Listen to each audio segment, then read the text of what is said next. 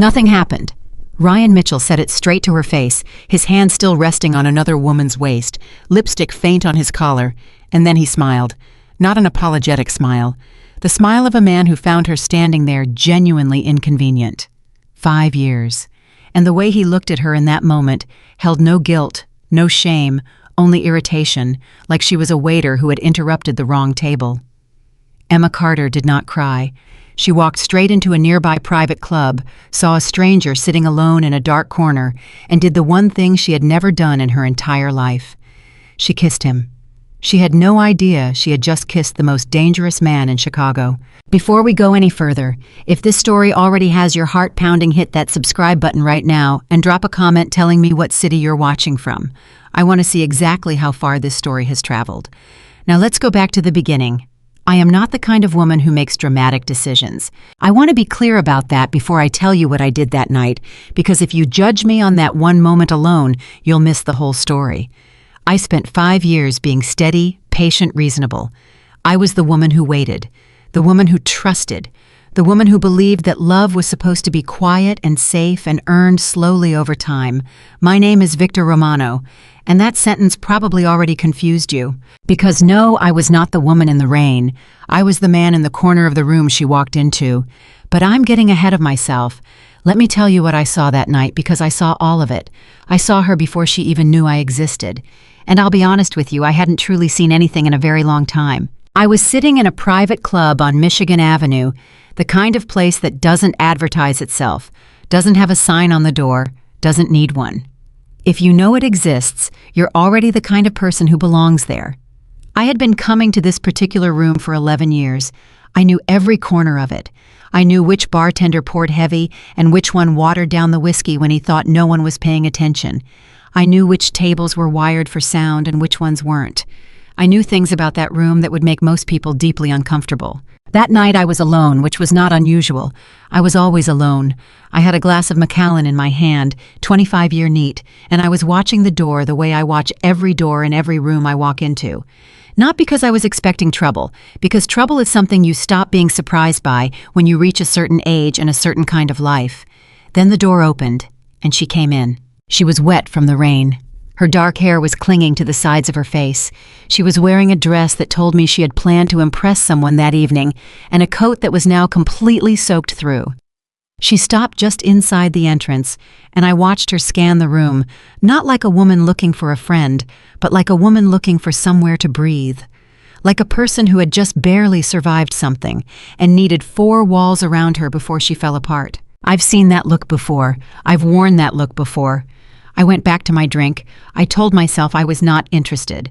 I told myself that about 4 more times in the next 3 minutes, which should tell you something about how convincing I was being. She went to the bar. She ordered something I couldn't hear what, and she sat with her back to the room, which is the single worst thing you can do in a room like that if you know what kind of people use it. She didn't know? Of course she didn't know. She looked like someone who had never had a reason to watch her back in her life, and that made her either very lucky or very new to the world I lived in. I watched her shoulders. That sounds strange, I know, but you can tell everything about a person's emotional state from the way they carry their shoulders. Hers were up near her ears when she first sat down. Tight, controlled, trying to hold everything together by sheer physical force. Then she got her drink, took one long sip, and I watched them drop. Just slightly, just enough to tell me that she was fighting very hard not to cry, and she was losing. I looked away. I finished my drink. I told myself to leave. I didn't leave. And then I heard a voice from somewhere near the entrance, loud, entitled, the kind of voice that belongs to a man who has never once been told to lower it, saying, "Emma, Emma, come on, don't do this." I looked up. There was a man standing near the door, younger than me. Expensive suit, the kind that's custom but not tastefully, so the kind that says, "I want you to know this cost money," more than it says anything about the person wearing it. He had the jaw of someone who spent time in front of mirrors and the eyes of someone who had never once been made to feel accountable for anything in his life. He was looking at the woman at the bar, and she wasn't turning around. "Emma." He said her name again, softer this time, and I recognized that softness immediately. It wasn't tenderness, it was strategy. It was the tone a man uses when he realizes that volume isn't working and he needs to switch tactics. "You're being dramatic," Nothing happened. She still didn't turn around. I set down my glass very slowly. Nothing happened, he said again. And then, and this is the part that made my jaw tighten, he actually laughed. Just a small, incredulous sound like he couldn't quite believe she was making him stand there. You walked in on a business dinner. That's it. She turned around then. I saw her face clearly for the first time. She wasn't crying. I had expected her to be crying. She looked steady, completely unnervingly steady. Her eyes were dry and her chin was up, and she looked at this man the way someone looks at something they once valued very highly and have just realized is completely worthless. "Ryan," she said. Her voice was calm, almost too calm. "Go back to her. There's no her. I saw her hand on your chest, Ryan. I saw you touch her hair. I've been standing outside that restaurant for 20 minutes in the rain, watching you through that window, so please." She paused. "Don't." Something shifted in his expression. Not guilt, not shame, something colder, more calculating. "You were watching me. I was about to walk in and surprise you. And instead you decided to make a scene here." She blinked, just once, and I saw something in that blink, a small internal fracture. The moment when a person realizes that the person they've been grieving over is not the person they thought they knew. "I'm not making a scene," she said quietly. "I'm telling you to leave." He stepped closer to her, and something in the way he moved, the confidence of it, the absence of hesitation, made me put my hand on the table very deliberately. "We need to talk about this," he said. "Privately, not here. I'm not going anywhere with you." "Emma," I said. "No." He reached for her arm. I didn't grab it hard. I want to be accurate about that. It wasn't violent, not technically, but it was the kind of touch that doesn't ask permission, the kind that says you don't get to make this decision, and I'm going to remind you of that right now. He put his hand on her arm, and he leaned in and said something quietly, too quietly for me to hear, and I watched her face go from steady to something much harder to read. Then she looked up, across the room, and she looked at me. I don't know what she was looking for. I don't know if she was looking for an exit or a witness or just somewhere to put her eyes that wasn't him. But she looked at me, and I looked back at her, and for about 3 seconds neither of us moved. Then she pulled her arm free. She walked toward me. Ryan watched her go with that same expression somewhere between irritated and confused, like a man who cannot quite understand why the situation is not resolving itself the way he expected. She stopped in front of my table. She looked down at me, and she said, "Can I ask you for a favor?" I looked at her for a long moment. I looked at her wet coat and her steady hands and her eyes that were not crying, even though every single thing about the evening clearly wanted her to. I looked at the man by the door who was watching us now with the kind of attention that tells you a person is already deciding their next move. I said, "I don't do favors." She said, "Good, I don't need one." And then she leaned down and kissed me. I want to tell you I was expecting it. I want to tell you that a man with my experience and my instincts and my years of reading rooms and people and situations is never genuinely caught off guard. I was caught completely off guard. She kissed me, on the mouth, deliberate and certain, and just long enough to be unmistakable to anyone watching. Her hand was on my jaw, barely just the tips of her fingers, and she smelled like rain and something floral, and the particular kind of desperation that comes from a person who is choosing action over grief, because grief is just too heavy right now. 10 seconds, maybe 12. Then she pulled back. She straightened up. She looked at me with those clear, dry eyes and said very quietly, "Thank you." Then she turned around. Ryan was staring at us from across the room. The confidence was gone. In its place was something rawer and less comfortable, the expression of a man who has never once been made to feel small and has just for the first time felt exactly that. Emma walked to the bar, picked up her coat and her bag, and walked out. Just like that. Ryan stood there for another few seconds looking at me. I looked back at him. I didn't say anything. I didn't need to. Men like Ryan Mitchell understand language just fine, but they understand silence from certain kinds of men even better. He understood the silence. He left, and I sat there with my empty glass and my quiet table, and the faint smell of rain and something floral, and the entirely unwelcome awareness that something had just shifted. Not around me, in me. The way the ground shifts before an earthquake, slow and deep, and impossible to stop once it started. I had not felt anything in 4 years. I thought that was permanent. I was wrong. I called my driver. I told him to find out who the woman was. I told myself it was professional interest. I told myself it was because the man at the door had made me uneasy, and I needed to understand the situation. I told myself a lot of things that night. I don't think I believed a single one of them. Her name was Emma Carter, 32 years old, interior designer, 5-year relationship with Ryan Mitchell, real estate executive, apparently ending that evening in a private club on Michigan Avenue. Clean record. No enemies that I could find in the first 20 minutes of looking. No connections to any of the worlds I operated in. She was, as far as I could tell, exactly what she looked like. Someone who was ordinary and good and had just had a terrible night. Which made me wonder, for the first time in a long time, why I couldn't stop thinking about her. I went home. I sat in my penthouse on the 43rd floor, and I looked at Chicago spread out below me, and I tried to feel nothing, which had always been very easy before, and found that it was suddenly inexplicably difficult.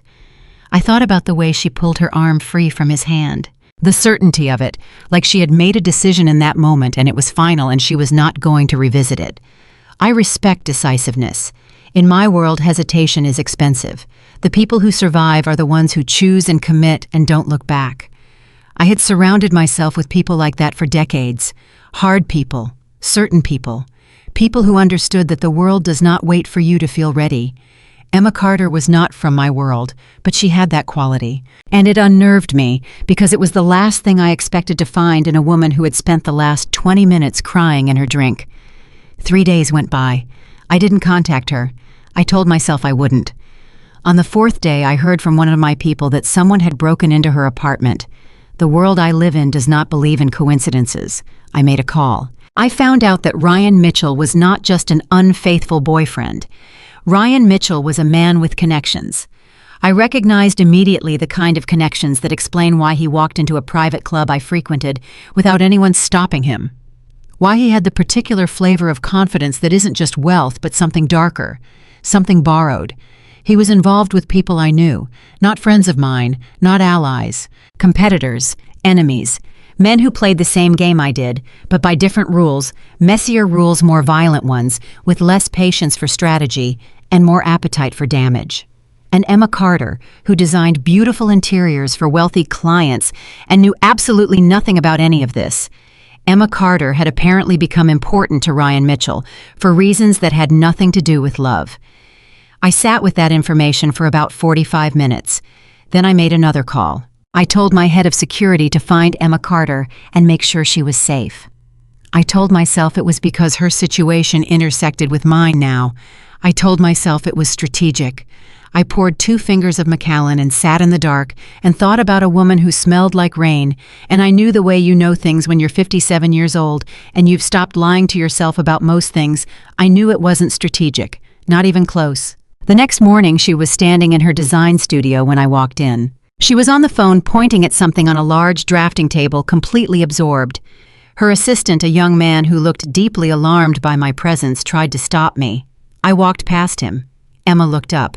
Her expression went through about 4 different stages in 2 seconds: recognition, surprise, confusion, and then something that settled into a kind of careful wariness that I found unexpectedly appropriate given the circumstances. She said something into her phone, hung up, and looked at me. "You're the man from the club," she said. "Yes." "How do you know where I work?" I said. "I know a lot of things, Ms. Carter." She didn't look frightened. She looked irritated, which I found refreshing. "That's either impressive or alarming." "It can be both." She crossed her arms. "Why are you here?" "Someone broke into your apartment 4 nights ago." Something flickered across her face. "The police said it was probably random." It wasn't random. The room got very quiet. Her assistant was pretending to look at something on his computer screen while clearly listening to every word. I looked at him briefly. He suddenly found a reason to be elsewhere. Emma watched him go and then looked back at me. "Who are you?" she asked. "My name is Victor Romano." I waited to see if the name meant anything to her. It usually did. Most people in Chicago, when they heard my name, responded in one of 3 ways. They became very still. They tried to exit the room, or they tried too hard to seem like they weren't afraid. Emma did none of these things. She just looked at me with that careful, steady gaze and said, "Should I know that name?" "Most people do." "I'm not most people." She paused. "What do you want, Mr. Romano?" "I want to make sure you're safe." "Why?" And this was the moment. This was the moment when I could have given her a clean, simple, plausible answer. I could have said, because your situation involves people I have an interest in managing. I could have said, because Ryan Mitchell is connected to individuals I need to handle carefully. Both of those things were true. Instead, I said, because you did something brave the other night, even if you didn't know it. She stared at me. I kissed a stranger in a bar. Yes, that's not brave. That's impulsive. It was a mistake. Possibly, but it was a very committed mistake. Something moved at the corner of her mouth. Not quite a smile. The ghost of one. She pressed it down quickly, like she was not sure she was allowed to find anything about this situation, even slightly funny. Ryan is going to keep coming after you, I said.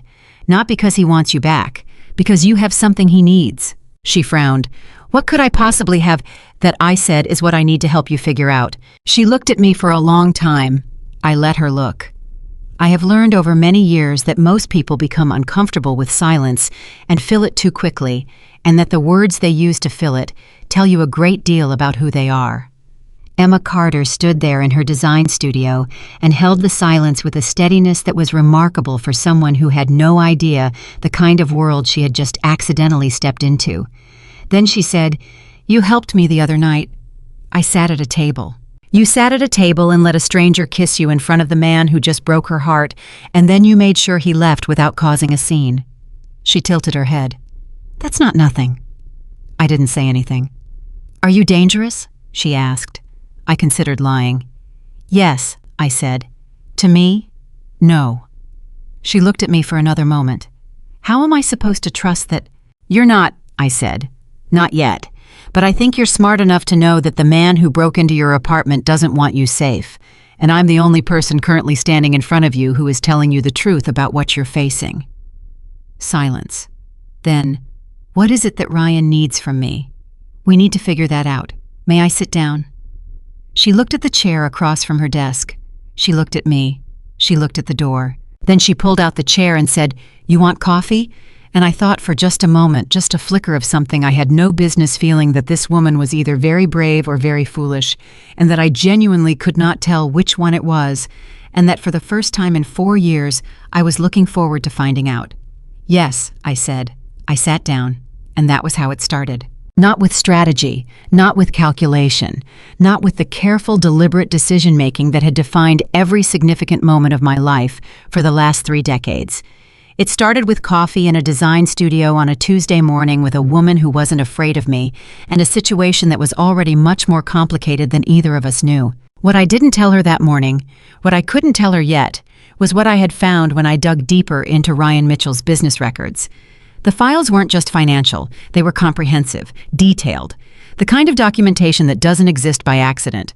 Someone had been building a case, and the thread that kept appearing over and over in every document I read, the one that connected everything, was Emma Carter's name, not as a criminal, not as a conspirator, as a designer who had been hired 8 months earlier to create branding materials for one of Ryan's subsidiary companies. A woman who was good at her job and trusted her client and embedded detailed specific financial records into graphic design files without having any reason to know that the numbers she was formatting as infographics were the evidence that could end Ryan Mitchell's career and put him behind bars. She didn't know. She had no idea. She was just doing her job, and Ryan needed those files back, not her, the files. I looked across the desk at Emma Carter, who was handing me a cup of coffee and talking about how she'd noticed someone following her car 2 days ago and thought maybe she was imagining it, and I made a decision. I was going to protect her, not because it was strategic, not because she had anything I needed, because she was one of the most genuinely decent people I had sat across from in 11 years of private clubs and backroom meetings and conversations with men who measured everything in terms of leverage and advantage. And because when she handed me that coffee cup, she looked me directly in the eyes, and I realized that I could not remember the last time anyone had done that. Not with fear, not with strategy, just directly. Like I was simply a man sitting in a chair, like I was human. I wrapped both hands around the cup. "Tell me everything you remember about the Harmon Group project," I said. She frowned. "The branding job Ryan referred me to them about 8 months ago." "Yes. Why does that matter?" "It might be the most important job you've ever done," I said, "whether you knew it or not." She set down her own cup slowly. The lightness in the room shifted. Something in her expression became more careful, more focused, and I recognized that look too, the look of a very smart person realizing that the picture they've been seeing is smaller than the actual painting. "Victor," she said, my name in her mouth for the first time.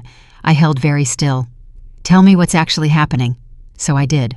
And as I watched Emma Carter sit across from me, listening with that extraordinary steadiness of hers, taking in information that would have made most people panic or run or shut down completely, as I watched her absorb the reality that the man she had spent 5 years loving had been using her as an unknowing repository for criminal evidence, I felt something I had spent 4 years making sure I would never feel again. I felt responsible for another person. I felt God help me protective, not in the way I felt protective of my operations, not in the cold, calculated way I protected assets and territories and investments, in the raw, irrational, inconvenient way that a man feels when a woman looks at him like he's simply a man, and he realizes with a clarity that is almost painful that he has been something other than simply a man for so long that he had almost forgotten what it felt like. Emma Carter finished her coffee. She set the cup down. She straightened in her chair, and she said, "Okay, what do we do first?" I looked at her, and for the first time in 4 years I smiled. Not a performance, not a social response, not the controlled, calculated expression I had learned to use in rooms full of dangerous men, just a smile, because she was extraordinary, and because the world was about to become very complicated. And because somewhere in the back of my mind, beneath all the strategy and the planning and the careful assessment of threat levels and risk factors, I was thinking about a rainy night in 10 seconds and the faint smell of something floral. And thinking that Ryan Mitchell, for all his schemes and all his connections and all his borrowed power, had made one catastrophic mistake. He had let this woman go, and she had walked directly to me. The first thing Victor did after leaving Emma's studio that Tuesday morning was make 3 phone calls. The first was to his head of security, a man named Sal, who had worked for him for 19 years and who communicated almost entirely in single syllables and small nods. Victor told Sal to put 2 people on Emma Carter's building starting that night. Discreet, not visible, not the kind of presence that would frighten her or tip off anyone watching. Sal said, "Done." That was the entire conversation. The second call was to a man named Doyle, who handled Victor's financial intelligence, a former federal analyst who had made a series of increasingly poor personal decisions in his late 30s and ended up working for Victor because Victor paid better than the government and asked fewer ethical questions. Victor gave Doyle the name of the Harmon Group and told him to pull everything he could find on their financial structure, their shell companies, their transaction history going back 3 years. Doyle said, "How fast?" Victor said, "Yesterday." Doyle said, "It's going to cost." Victor said, "It always does," and hung up. The third call was the one he sat with the longest before making.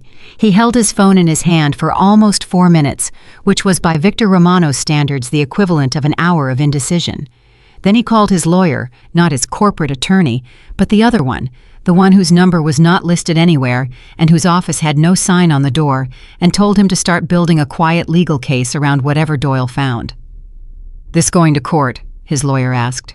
"Depends on how cooperative the evidence is, and if it's not, then we find another way," Victor said, "but I want the legal option ready." He hung up. He stood at the window of his penthouse. He looked at the city. He thought about Emma Carter sitting across from him, with her hands wrapped around a coffee mug, listening to him explain that the man she had loved for 5 years had turned her professional expertise into an unwitting crime archive. He thought about the way her face moved through the information, not panic, not tears, just a slow, deliberate process of revision, like a woman who was very carefully taking apart everything she thought she knew and examining each piece before deciding what to do with it. Most people, when they got news like that, reached for someone to blame or something to break. Emma had reached for a question. What do we do first? Victor had been surrounded by dangerous people for 30 years. People who were smart in the way that predators are smart, fast, opportunistic, reactive. Emma Carter was smart in a different way. Patient, structural, the kind of intelligence that builds things rather than dismantles them. He found it to his considerable discomfort absolutely riveting. He went to his desk. He opened his laptop. He told himself to focus. He found it somewhat difficult to focus. By Wednesday morning, Doyle had his first batch of findings, and they were worse than Victor expected, which was saying something because Victor had expected them to be quite bad. The Harmon Group was not a real company in any meaningful sense. It was a vehicle, a sophisticated, well-constructed vehicle, for moving money between 4 different entities, each of which was connected to a 5th organization that Victor recognized immediately. The 5th organization was run by a man named Carver, and Carver was precisely the kind of problem that Victor had spent the last 2 years trying to manage quietly from a distance without escalation. Carver was not a strategic thinker. Carver was an appetitive one. He wanted things and he took them, and the trail of damage he left behind was the kind that took years to clean up. Victor had been cleaning up the edges of Carver's operations for longer than he wanted to admit, because a full confrontation with Carver was the kind of thing that ends messily for everyone involved, and Victor was above all other things a man who preferred things not to end messily. But now Carver's money was inside files that Emma Carter had designed.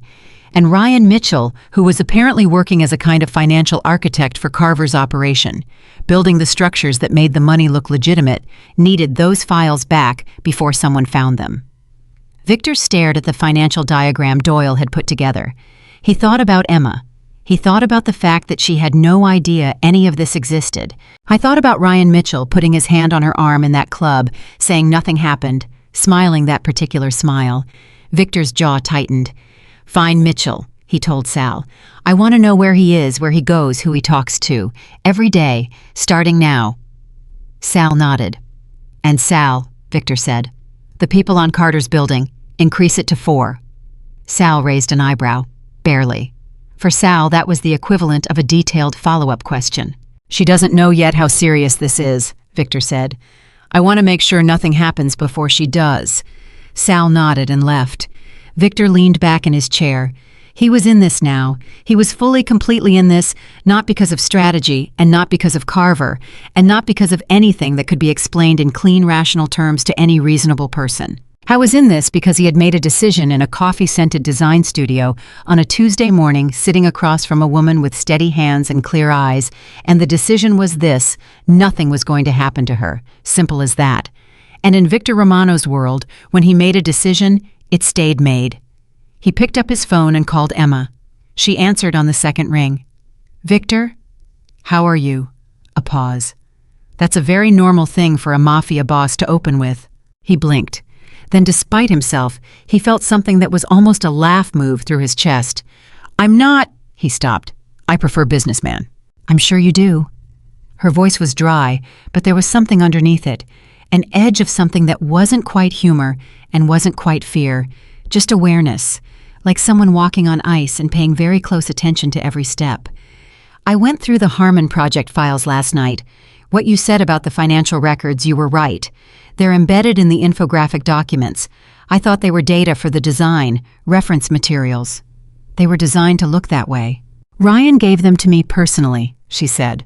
"He sat in my studio, and he handed me a USB drive, and he said, 'These are the numbers we need visualized for the annual report,' and I said, 'Okay,' and I spent 2 weeks formatting them into something beautiful." She paused.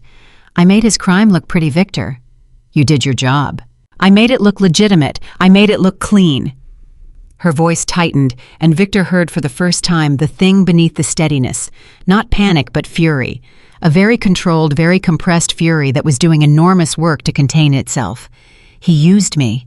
Yes. He knew exactly what he was doing. Yes. And then he cheated on me, and when I walked away he panicked because he realized I still had the files. That's what the evidence suggests. Silence. Then, so he never came to that club because he was sorry. He came because he needed something. Yes. Victor heard her breathe. Just once. Slowly. "How angry should I be?" she asked. "On a scale of what to what? On a scale of understandable to burn everything to the ground?" Victor considered this seriously. "You're entitled to the full range," he said. Another silence, shorter this time. "Tell me what you need from me," she said. And Victor thought for just a moment that the answer to that question was considerably more complicated than either of them were ready for. But he kept that thought to himself because there was work to do and because some things needed time to become speakable. I need the original files, he said, the ones from the Harmon Project, and I need you to send me the contract Ryan gave you when he referred you to them, the paperwork, the communication records, any emails. I can do that today. Also, he said, I need you to stay away from Ryan Mitchell. That won't be difficult, she said flatly. He's going to contact you again. He's already been calling. I've been ignoring him. Continue ignoring him. But Emma, he paused, choosing the next words carefully. If he shows up in person, you call me, immediately. Not the police first, me first. A beat of silence. Why not the police first? Because the police who would respond to a call about Ryan Mitchell have a complicated relationship with his employer. He heard her absorb that, heard the small, sharp intake of breath that meant she was recalibrating again, expanding her picture of the situation. Okay, she said quietly. You first. I'll have Sal's number sent to you as well. He's my head of security. Victor paused. He's not much for conversation, but he's reliable. Is he the large, quiet man who's been standing outside my building since yesterday evening? Victor was quiet for exactly 1 second. You noticed him, he said. Victor, I'm an interior designer. I spend my entire professional life learning to observe spaces and the things in them. He's been standing in the same spot for 15 hours. She paused. He brought a coffee thermos this morning, which I found unexpectedly charming. I'll let him know you appreciate the effort. I didn't say I appreciate it. I said I noticed it. But her voice had shifted slightly. The compression around the fury had loosened just a fraction. Thank you, she said, quiet, direct. Victor didn't know what to say to that. He was not accustomed to people thanking him for things.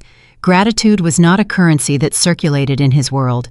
He said, "Send me the files," and hung up before the silence became something he couldn't navigate. He sat very still for a moment. Then he picked up his pen and went back to work. 3 days later, on Saturday afternoon, Ryan Mitchell made his first real move. It was not subtle. Emma was at a client meeting in the Gold Coast when 2 men she didn't recognize sat down at the table next to hers in the restaurant. They didn't speak to her. They didn't look at her. They just sat there, and they stayed for the duration of her meeting, and they left when she left, and they were still there when she got into a cab. She called Victor before the cab had gone 2 blocks. 2 men, she said. I don't know them. They followed me out of the restaurant. License plate on the cab. She read it to him. I'm calling Sal, he said. Stay in the cab. Where are you going? I was going back to the studio. Don't. Go somewhere public. A hotel lobby. The Chicago Marriott on Michigan.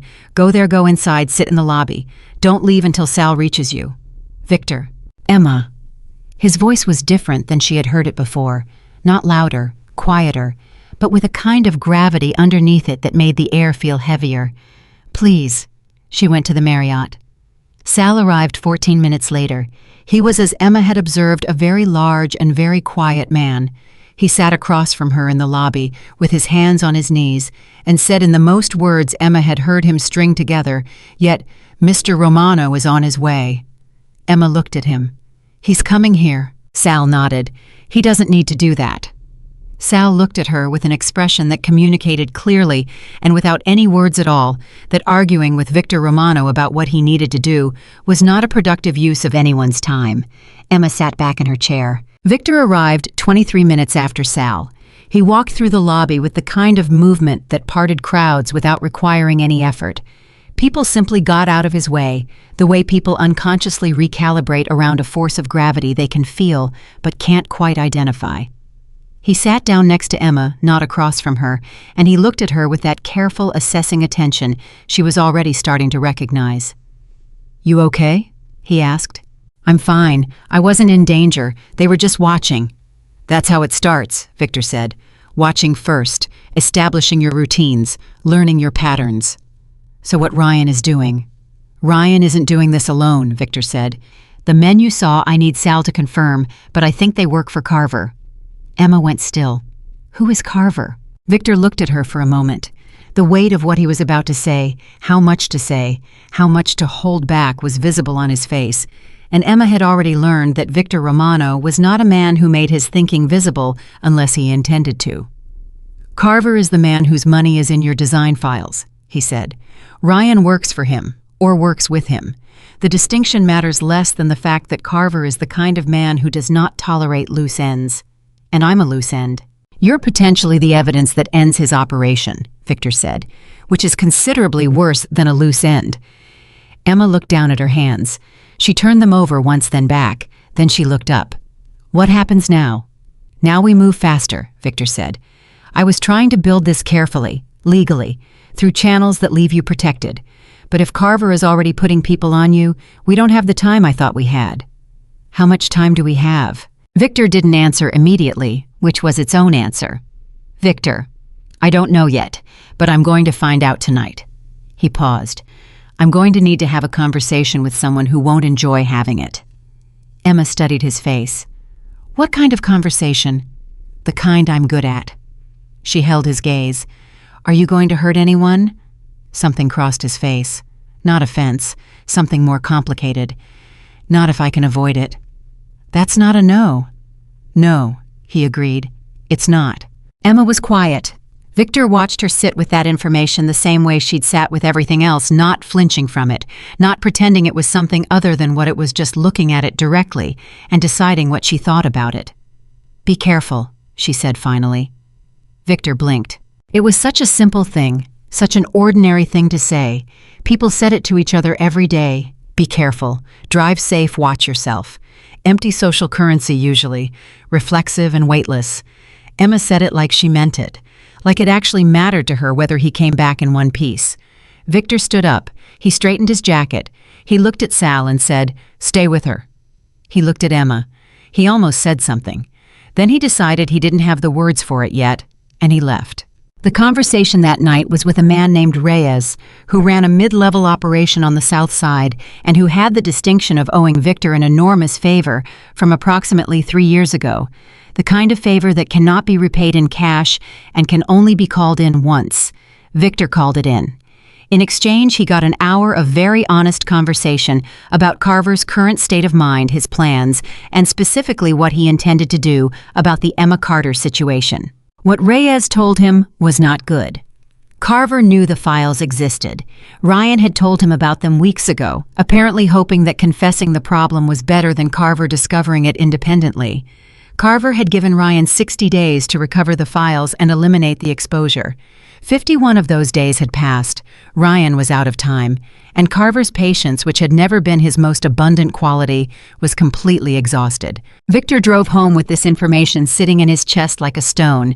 He had 9 days, maybe fewer. He called Doyle. He told him to accelerate everything. Every transaction, every shell company, every wire transfer, every name on every document he needed. It organized, annotated, and ready to hand to a federal prosecutor within 48 hours. 48 hours, Doyle said. Victor, I know what it is, do it anyway. He called his lawyer. Same message. Then he sat in the dark of his office and thought about 9 days, and Carver, and the fact that the legal route was still the right one even now, but that the legal route took time that he no longer had, which meant he needed to create that time some other way, which meant he needed to have a different kind of conversation with Carver, the kind that didn't happen over the phone, the kind that required 2 men in a room, and the kind of mutual understanding that exists between people who operate in the same world, who speak the same language of consequence and calculation. The kind that Victor Romano had not engaged in directly for 4 years, because 4 years ago he had decided to step back from that particular room and those particular conversations, because he was tired, and because something inside him had been going quiet for a long time, and because he was not certain if he stepped back into that room that he could step back out of it again. He sat in the dark. He thought about Emma saying, "Be careful." I thought about the way she handed him a coffee mug and looked at him like he was simply a man. He thought, I am going back into that room for the first time in 4 years. And then he thought, I will step back out of it. He made the call to arrange the meeting with Carver. What he did not expect was what happened the next morning. Emma called him at 7:45 a.m. She never called before 9. He answered immediately. What happened? Ryan is here, she said. Her voice was controlled, but barely. He could hear the effort of the control. He's outside my building. He's been standing there for 20 minutes. Don't go outside. I wasn't planning to. Where is Sal? Sal is outside. They're not speaking, but they're both just standing there, and Ryan is looking up at my window, and Victor, the way he's looking... She stopped. He doesn't look desperate anymore. He looks angry. The kind of angry that, "I know the kind," Victor said. He was already on his feet, already moving toward the door. "Stay away from the window. Stay in your apartment. Sal is not going to let him inside." "What if Ryan calls the police? What if he tries to make this look like I'm the one?" "He won't call the police," Victor said. "Ryan Mitchell calling the police is the last thing Ryan Mitchell wants right now. Trust me." "Victor." Her voice dropped, just slightly, just enough to tell him she was about to say something that cost her something.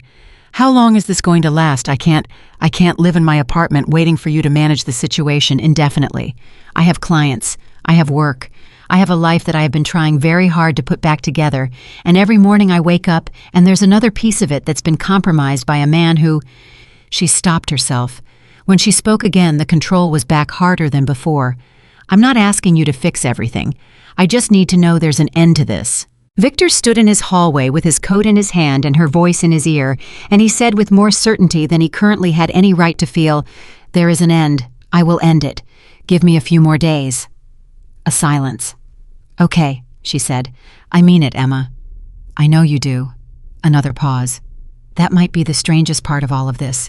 You're the most dangerous man I've ever accidentally kissed, and you're also the only person in my life right now who says things and means them." Victor stood very still. He found he didn't have a clean response to that. "Go away from the window," he said instead. "Already away from it." "Good." He arrived at her building 12 minutes later. Ryan was still outside. He saw Victor's car pull up. He saw Victor get out. And for the first time since Emma had encountered him that rainy Friday night, Ryan Mitchell's confidence faltered. Not disappeared, but faltered, visibly. Victor walked to him without hurrying.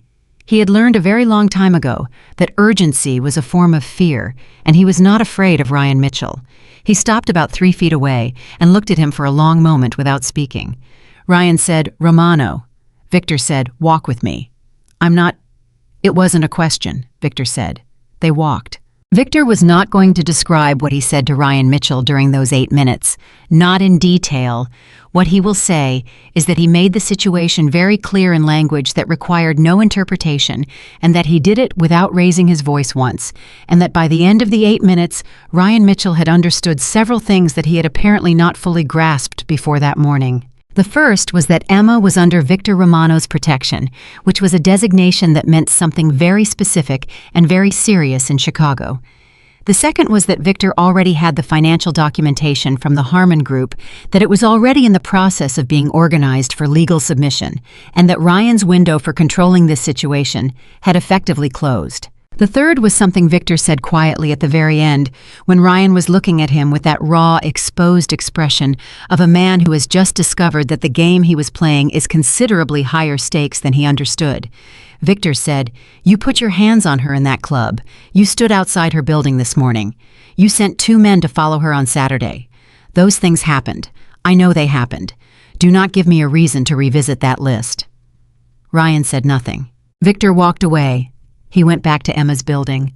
He went upstairs. He knocked on her door. She opened it and looked at him and said, "He's gone." "Yes." "What did you say to him?"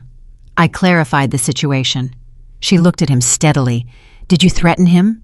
"I expressed consequences." "Victor." "I didn't touch him," he said, which was true. "I told him that the documentation was already in legal hands, which will be true in approximately 36 hours, and that continuing to pursue you was a decision he would not find worth the cost." Emma studied his face the way she studied things carefully, completely, with that particular attention that missed nothing. Then she stepped back from the door. "Come in," she said.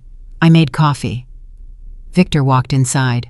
Emma's apartment was predictably beautiful, not in a showy way, in the way that a person who genuinely understands space and proportion and the relationship between things makes every environment around them feel intentional and right. He noticed this the way he noticed everything catalogued it, and then set it aside and sat at her kitchen table. She put a mug in front of him. She sat across from him. She looked at him and said, "Can I ask you something personal?" Victor wrapped his hands around the mug. "You can ask." "Why do you live alone?" He looked at her. "I've been in your office twice," she said. "I've seen your penthouse building. Everything about your life is arranged for one person, and you're—" She seemed to choose the next word with care. "You're not someone who should be alone. You're too—" She stopped, started again. You pay too much attention to people. You watch too carefully. You notice too much. People like that they need someone to notice them back. The kitchen was very quiet. Victor had an answer to this question. It was the true answer. It had been sitting inside him for 4 years, and he had not said it to anyone because there had not been anyone to say it to who would understand it rather than use it. He looked at Emma Carter sitting across from him with her coffee and her clear eyes and her extraordinary relentless perceptiveness, and he decided, 4 years ago, he said, I was not living alone. Emma was still. He paused. I had a life, the kind that had people in it, not many. I was never a man with many people, but there was a woman, and she was... He stopped again, started again more carefully. She was killed, because she was connected to me, because someone wanted to reach me through her, and they succeeded, and she paid for that with her life, and He set down his mug. After that, I decided that connection was a liability, that caring about specific people in specific ways was a vulnerability that I could not afford. Emma was not moving. She was barely breathing. So I stopped, Victor said simply. I built everything around the absence of it. I became very good at being alone. And for 4 years it worked. There was nothing to protect. There was nothing to lose. There was nothing that could be used against me. He looked up at her. And then you kissed me, he said. The words hung in the air between them. Emma looked at him for a very long time. Something was happening in her expression, something that was not pity, because Emma Carter did not look at people with pity, and something that was not sympathy in the watered-down sense. It was something starker than that, the look of a person who has just heard something true and is deciding what truth they will offer in return. I kissed you, she said, because I was furious and humiliated, and I wanted Ryan to feel small for 30 seconds. That was all I wanted. I wasn't thinking about consequences. I wasn't thinking about who you were or what your life looked like or what I might be walking into. She paused.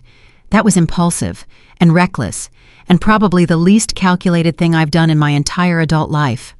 And yet, she agreed quietly. They looked at each other across the table. This is complicated, Emma said. Yes. Your world is I don't know your world. I don't understand how it works. I don't know the rules. No, Victor said. And you're 25 years older than me. Yes. And there's a dangerous man named Carver who may or may not want to hurt me because I accidentally formatted his crime records into an infographic. Unfortunately, yes. She picked up her coffee. She took a sip. She set it back down with a small, precise motion. Victor, what are we doing? Victor looked at her. He thought about Carver. He thought about the meeting he had arranged for that evening. He thought about 9 days and 48 hours and the weight of decisions that were already in motion. He thought about a woman who was killed 4 years ago because she mattered to him. He thought about how long he had made sure nothing mattered to him since. He thought about Emma saying be careful and meaning it. Right now, he said, we're drinking coffee. And after right now, I'm going to go handle the most dangerous part of this situation, and you're going to stay here with Sal outside your door, and if anything feels wrong, anything at all, you call me. Emma nodded slowly. And after that? She asked. Victor stood up. He put on his coat. He picked up his phone. He looked at Emma Carter one more time at the steadiness of her, at the clarity of her, at the way she sat in her own home, like a person who had decided to stop running from difficult things, and he said, after that, we figure out what this is. She looked up at him. Okay, she said. Simple, quiet, a word that carried more weight than its size. He left. In the elevator down, he stood very still with his hands in his pockets and thought about the meeting with Carver that was now 6 hours away, and the documentation that would be ready in 36, and the careful legal dismantling of Ryan Mitchell's entire operation that was already in motion. He thought about Emma saying, you notice too much people like that need someone to notice them back. He pressed the lobby button. I thought I am going back into that room tonight, the room I left 4 years ago. He thought I will come back out. He thought I have a reason to come back out.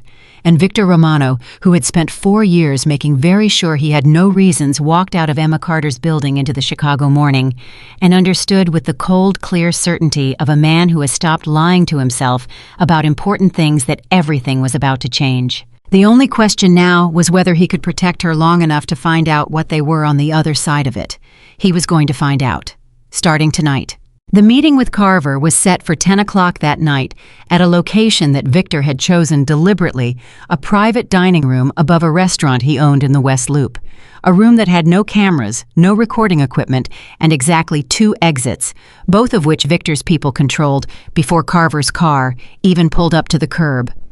Victor had been doing this long enough to know that the room you choose for a conversation like this is half the conversation. You choose the room, you control the tone. You control the tone, you control the outcome, usually. Carver arrived 9 minutes late, which was intentional. Men like Carver were always intentional about being late. It was a performance of indifference, a way of saying your time matters less than mine before a single word had been exchanged. Victor had seen it 1,000 times. He sat at the table and drank water and waited, and when Carver finally walked in and saw Victor sitting there completely unbothered, the performance lost most of its effect. Carver was younger than Victor by about a decade, broad through the shoulders with the kind of physical confidence that comes from a lifetime of being the largest person in most rooms. He had sharp eyes that moved constantly cataloging exits and threats with the reflexive vigilance of a man who had survived long enough in a dangerous world to make it a habit. He was not stupid. Victor had never made the mistake of thinking Carver was stupid. He was, however, impulsive. And impulsive men, in Victor's experience, were manageable, because impulsive men could be predicted. They responded to pressure in consistent ways. They escalated when they felt cornered and retreated when they felt outmatched. The key was making them feel outmatched before they decided to escalate, because the escalation, when it came, was always expensive for everyone. Carver sat down across from Victor without being invited to. "Romano," he said. "Thank you for coming," Victor said. Carver's eyes did their quick inventory of the room. He registered the positions of Victor's people at the doors. Something shifted fractionally in his expression, the small, involuntary recalibration of a man who has just confirmed that he is not in the position of strength he planned to occupy. He covered it quickly, but Victor had already seen it. "You wanted to talk about Mitchell," Carver said. "I wanted to talk about the situation Mitchell created," Victor said, "which is somewhat larger than Mitchell himself." Carver leaned back in his chair. "The files." "The files," Victor confirmed. "They're mine." "They're evidence," Victor said, "which is a different category entirely." Carver's jaw tightened. "You have them. My people have reviewed them, yes. And you're here because—" Carver paused, and Victor could see him working through the possible reasons, assigning probabilities, deciding which version of this conversation he was in. "You're protecting the woman." "I'm managing a situation that Mitchell made unnecessarily complicated," Victor said carefully. "The woman is the complication." "The woman," Victor said with a precision that was itself a kind of warning, "is an interior designer who did a job she was paid to do and had no knowledge of what she was handling. She is not a complication. She is incidental." Carver looked at him for a long moment. "Is she?" The 2 words landed in the room with more weight than Carver had probably intended, and they told Victor something he had been hoping not to confirm. Carver had already looked into Emma Carter, already formed opinions about what she was and what she represented, and more critically what she meant to Victor Romano. Victor kept his face completely neutral. "The documentation," Victor said, redirecting with deliberate calm, "is already in the process of being organized for legal submission. That is happening regardless of this conversation. I am not here to offer you the files. I am here to offer you a conversation about how the next 30 days unfold, because the way they unfold will determine whether you're managing a legal problem or something considerably worse." Carver was quiet. "The case I'm building," Victor continued, "focuses on Mitchell, his role, his decisions, his structures. You are connected, but the connections are several layers removed. A competent legal team, and I have a very competent legal team, can present this in a way that makes Mitchell the primary target and leaves the edges of your operation significantly less exposed. That is option 1. "And option 2? Carver asked. "Option 2 is that you continue doing what you've been doing, sending men to follow Emma Carter, putting pressure on Mitchell to recover the files, escalating toward a confrontation that will not go the way you expect. And the documentation goes to a federal prosecutor with your name considerably more prominent than it needs to be." Victor picked up his water glass. "I'd recommend option 1. Carver was still looking at him. that constant cataloging gaze moving over Victor's face with an intensity that was almost analytical. Then he said, "You're different than I expected." "People often say that. I expected someone more aggressive." "Aggression is inefficient," Victor said. "I prefer outcomes. And your preferred outcome here is Emma Carter goes back to her life unmolested with no further interest from you or Mitchell. Mitchell faces legal consequences for his choices. Your operation loses some exposure, but survives in a form that can be rebuilt. Everyone walks away from this in a manageable position." Victor set down his glass. "That's a good outcome for everyone in this room." Carver was quiet for a long time. Victor waited. This was the part that required patience, the silence after the offer, when the other man was working through his own calculations. Victor had learned to love this silence. It was where decisions actually got made. Everything before it was positioning. Finally, Carver said, "Mitchell told me she was just a woman he dated." "She is. He told me she didn't know anything, that it was a clean exposure, that recovering the files was straightforward." Mitchell, Victor said evenly, has been consistently optimistic about the simplicity of a problem he made considerably complex. Something moved through Carver's expression. Not agreement exactly, but the particular look of a man who has been told by someone he respects that someone he trusted has been wasting his time. It was the look of recalibration. Victor recognized it and stayed very still because this was the moment. This was the pivot. Pushed too hard here, and Carver retreated into defensiveness. Give it room, and it became a decision. Carver said, "If I pull back from the Carter situation, I manage the documentation in a way that minimizes your exposure," Victor said. "And Mitchell made his choices. He faces the consequences of them. That's not negotiable." Carver nodded slowly, just once, the nod of a man who has decided. "You're protecting her," he said again. But differently this time, not as an accusation or an assessment, almost as a statement of fact, something observed. "I'm resolving a situation," Victor said. Carver looked at him for one more long moment. Then he stood up. "Pull your people back from Mitchell," he said. "Let me talk to him first." Victor considered this. 24 hours, he said. "Then the legal process continues regardless." 24 hours, Carver said. He left. Victor sat alone at the table for several minutes after Carver's car pulled away. He sat with the specific weighted silence that follows a high-stakes conversation that went better than expected, because it had gone better than expected. Not perfectly, but well enough. Carver was not a man who made promises, but he was a man who honored the logic of mutual benefit when it was presented clearly. He would pull back from Emma. Victor was reasonably confident of that. The 24 hours was a face-saving measure. Carver needed to be seen as controlling the timeline even when he wasn't. Victor had given him that. It cost nothing and bought cooperation. What cost something was the other thing Victor had noticed in that room. The moment when Carver said, "You're protecting her," and his eyes said something else.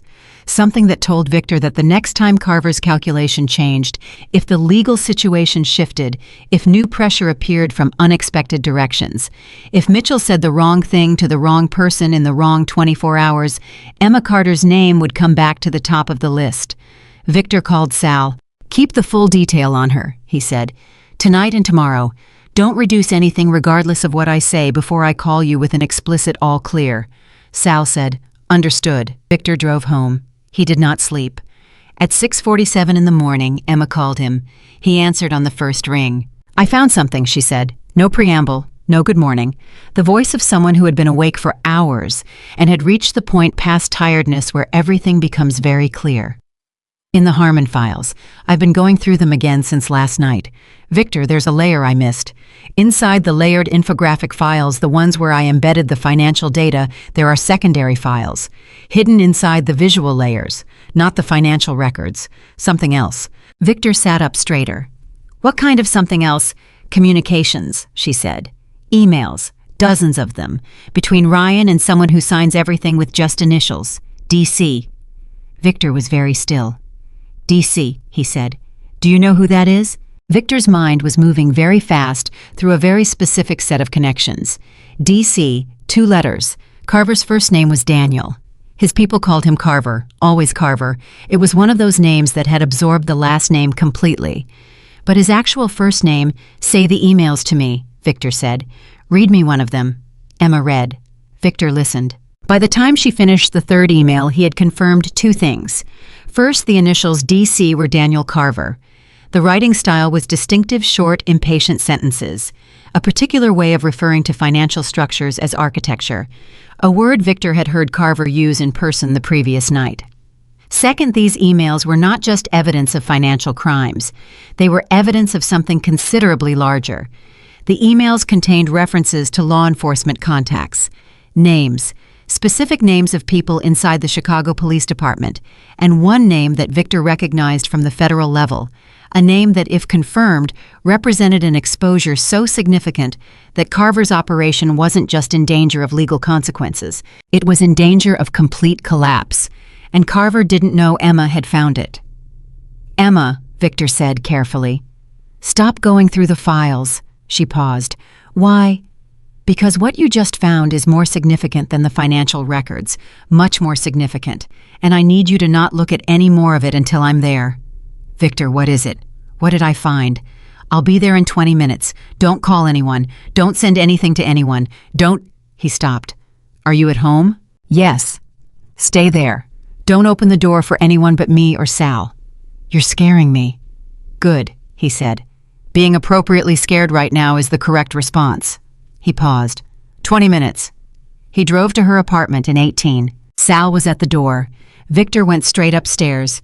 Emma opened the door before he knocked, and she was still in the clothes she'd been wearing the night before, which confirmed she had been awake all night, and her eyes had that particular brightness of exhaustion, meeting adrenaline, the look of someone who had found something significant and was running on the energy of the discovery. She had her laptop open on the kitchen table with the files pulled up. Victor sat down. He read what she had found. He read slowly and completely, which was not his natural speed, but which was necessary here, because this was the kind of material where missing a single word could mean missing everything. When he finished, he sat back. Emma was watching him from across the table. Tell me, she said. The initials are Daniel Carver, Victor said. Emma absorbed this. The man you met with last night. Yes. And what's in the emails? How bad is it? Victor looked at her. It's not just financial crimes. The emails reference federal contacts, people inside law enforcement who have been managing certain investigations on Carver's behalf. If these emails are authenticated and submitted correctly, they don't just build a case against Carver's operation. They open an investigation into a federal official. Emma was very still. Which means, she said slowly, that this isn't just Ryan's problem anymore. It isn't just Carver's problem. There are people inside the justice system who would also be exposed. Yes. And those people, she said, would have a very strong interest in making sure these files never reach anyone who could use them. Yes. Emma put her hands flat on the table. She looked at them. She looked up. Victor, I formatted this into an infographic 18 months ago. I spent 2 weeks making Carver's entire criminal apparatus look beautiful and professional, and I had absolutely no idea. And now there are people, multiple people, including people who are supposed to uphold the law, who need me to never be able to testify about what I found. She paused. That's where we are. That's where we are, Victor said. Emma stood up. She walked to her kitchen and poured herself a glass of water and drank half of it standing at the sink with her back to him. Then she turned around. You need to tell me something honest, she said. All right. The man you met with last night, Carver, you told him you'd manage the documentation. You told him you could minimize his exposure. She held his gaze. Did you know about the emails then? No, Victor said. I discovered them at the same moment you told me about them, 6 minutes ago. So your arrangement with Carver last night, it was based on incomplete information. Yes, which means it's not valid anymore. Not in its original form, no. Emma set down her glass. What does that mean for the 24 hours you gave him? Victor looked at her steadily. It means the timeline has changed, and it means Carver can't know about the emails until the documentation is already in federal hands. If he finds out we have them before that, he'll come after me directly, Emma said flatly. The calculus changes significantly, Victor said, which was, he was aware, a somewhat diplomatic way of saying yes, and your safety becomes considerably less certain. Emma heard the diplomacy. She heard the real thing underneath it. She sat back down across from him. How do we get it to the right federal hands, she asked, when we don't know which federal hands are clean? And this was the question. This was the real question, the one that had been forming in Victor's mind for the last 6 minutes, and that he did not yet have a clean answer to. Because Emma was right. The emails referenced at least one federal official by implication, and the name Victor had recognized was connected to a specific division, and that connection meant that the normal channels, the straightforward legal submission route he had been building with his lawyer was potentially compromised. Not definitely, but potentially. And potentially in this situation was not a risk he was willing to take with Emma Carter sitting across from him. "I have one contact," Victor said slowly. "Someone outside the Chicago division. Someone I have reason to believe is genuinely independent. I've never used this contact for something this significant. I've never had reason to." "But you have reason now." "Yes." Emma looked at him. "Make the call." Victor looked back at her. There was something extraordinary about the way she said it, not as an instruction, not as a demand, as a statement of the obvious, as the simple recognition that there was one correct next step, and they both knew what it was, and the time for deliberation had passed. "It will take a few hours to arrange," Victor said. "Arrange it." He called his contact, a woman named Marsh Federal based in Washington, who had crossed Victor's path 5 years ago during an investigation that had concluded in a way that left both of them with a particular grudging mutual respect. He had not spoken to her since. He was not certain she would take the call. She took the call on the third ring. "Romano," she said, "this is either very bad or very interesting." "Both," he said. He gave her the outline. Not everything. Enough. The kind of summary that tells a smart person what they need to know to make a decision about whether they want to know the rest. Marsh was very smart. She listened without interrupting, which was itself a form of intelligence. The discipline of a person who knows that asking questions too early gets you the answers to the questions you thought to ask, when what you actually need is the information the other person thinks is important. When he finished, there was a silence. Then Marsh said, "How long have you had the files?" "The primary financial documentation, 48 hours. The secondary communications, approximately 40 minutes. Another silence. "The name in the emails." "Is someone I recognize from a context that will be relevant to you when you see the full material." Marsh was quiet for 3 seconds. Victor counted. "I need to make a call before I can tell you what I can do with this." "How long?" 2 hours. "I have a shorter window than that ideally," Victor said. "I've had a conversation with the primary subject that bought me 24 hours. That window closes at 10 tonight." "If I don't call back in 2 hours, call me," Marsh said. "I will." She hung up. Victor looked at Emma, who was watching him from across the table, with her hands wrapped around her now cold coffee mug. 2 hours, he said. Emma nodded. "Okay. Are you all right?" She looked at him like the question slightly surprised her. Then she said, "I'm sitting in my apartment at 7:30 in the morning, waiting to find out if a federal agent is going to help us turn my interior design files into a criminal prosecution, so—" She paused. "No, but I'm managing." "That's enough," Victor said. "Managing is enough." Something moved through her expression. "I keep thinking about Ryan, sitting in my studio, handing me that USB drive." She shook her head slowly. "He sat right there and he watched me open it, and he asked me how long the project would take, and I said 2 weeks, and he said, 'Great, take your time, do it right.' I thought he trusted my work." "He did in a way," Victor said. "He trusted you to be thorough. He needed the files to be completely embedded, layered properly, invisible. I used my professionalism to hide his crimes." "Yes." Emma set down her mug. "What happens to Ryan?" Victor looked at her steadily. "The financial documentation without the emails is already enough to charge him. With the emails, the case expands significantly, but Ryan's culpability is already established. He faces prison time, loss of his company. The life he's built, all of it is gone." Emma was quiet for a moment. "I don't want to feel good about that." "You don't have to feel good about it." "I spent 5 years with him, Victor. I thought I was building something with him, and he was using me the entire time." Her voice was very level, very deliberate, the kind of level that costs something. "I need to know if any of it was real, or if I was just convenient, just a resource he kept close because she was useful." Victor looked at her for a long time. He thought about what he knew of Ryan Mitchell, the profile his people had built, the pattern of his behavior, the decisions he had made over the past several weeks. He thought about what truth he actually had to offer here, and whether it was better than the uncertainty she was sitting in. "I think," he said carefully, "that he probably began the relationship without calculating your usefulness to his operation. I think the Harmon project came later after he was already in with Carver, and he looked at your professional skills and made a decision that a better man would not have made. I think he chose convenience over loyalty." He paused.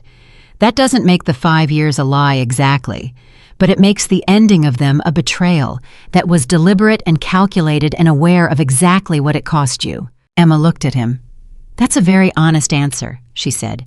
"You asked for honesty. Most people in your position would have just said he never deserved you." "He probably didn't," Victor said, "but that wasn't the question you asked." Emma almost smiled, the ghost of it. "No," she said, "it wasn't."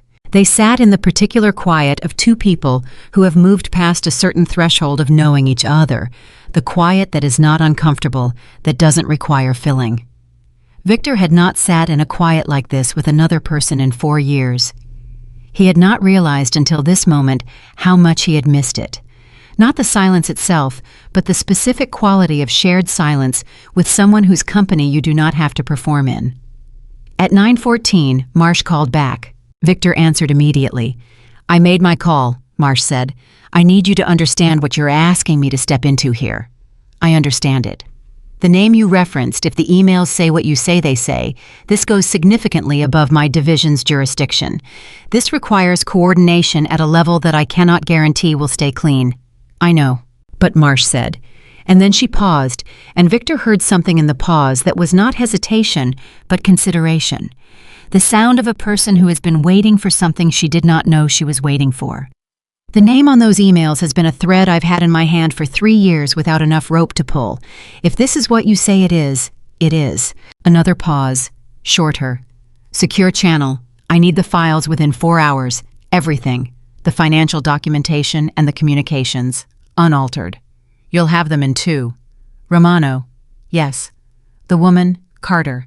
She needs to give a formal statement, on record, documented origin of the files, chain of custody from the moment they were created." Victor looked at Emma, who was watching him, and reading the conversation from his side of it, with that particular attentive intelligence that he was starting to think of as specifically hers. He said, "I'll ask her." He lowered the phone. "She needs your statement," he said. "Formal, on record. It protects the chain of evidence." Emma didn't hesitate. "Yes." He raised the phone. "She agrees." "I'll have a team in Chicago this afternoon," Marsh said.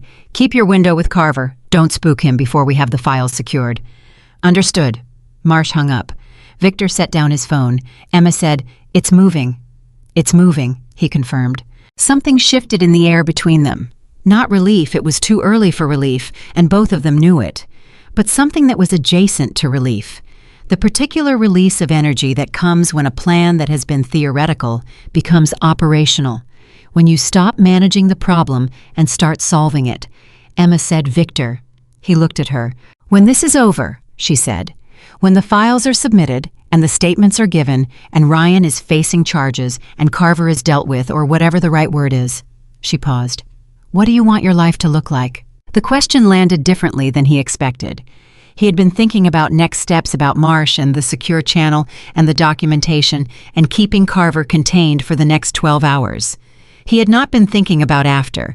He had been in the particular focused way of a man who lives entirely inside active problems, not thinking about after at all. He looked at Emma Carter, who was asking him what he wanted, as though his answer mattered, as though the shape of his future was worth considering and worth caring about and worth asking after directly.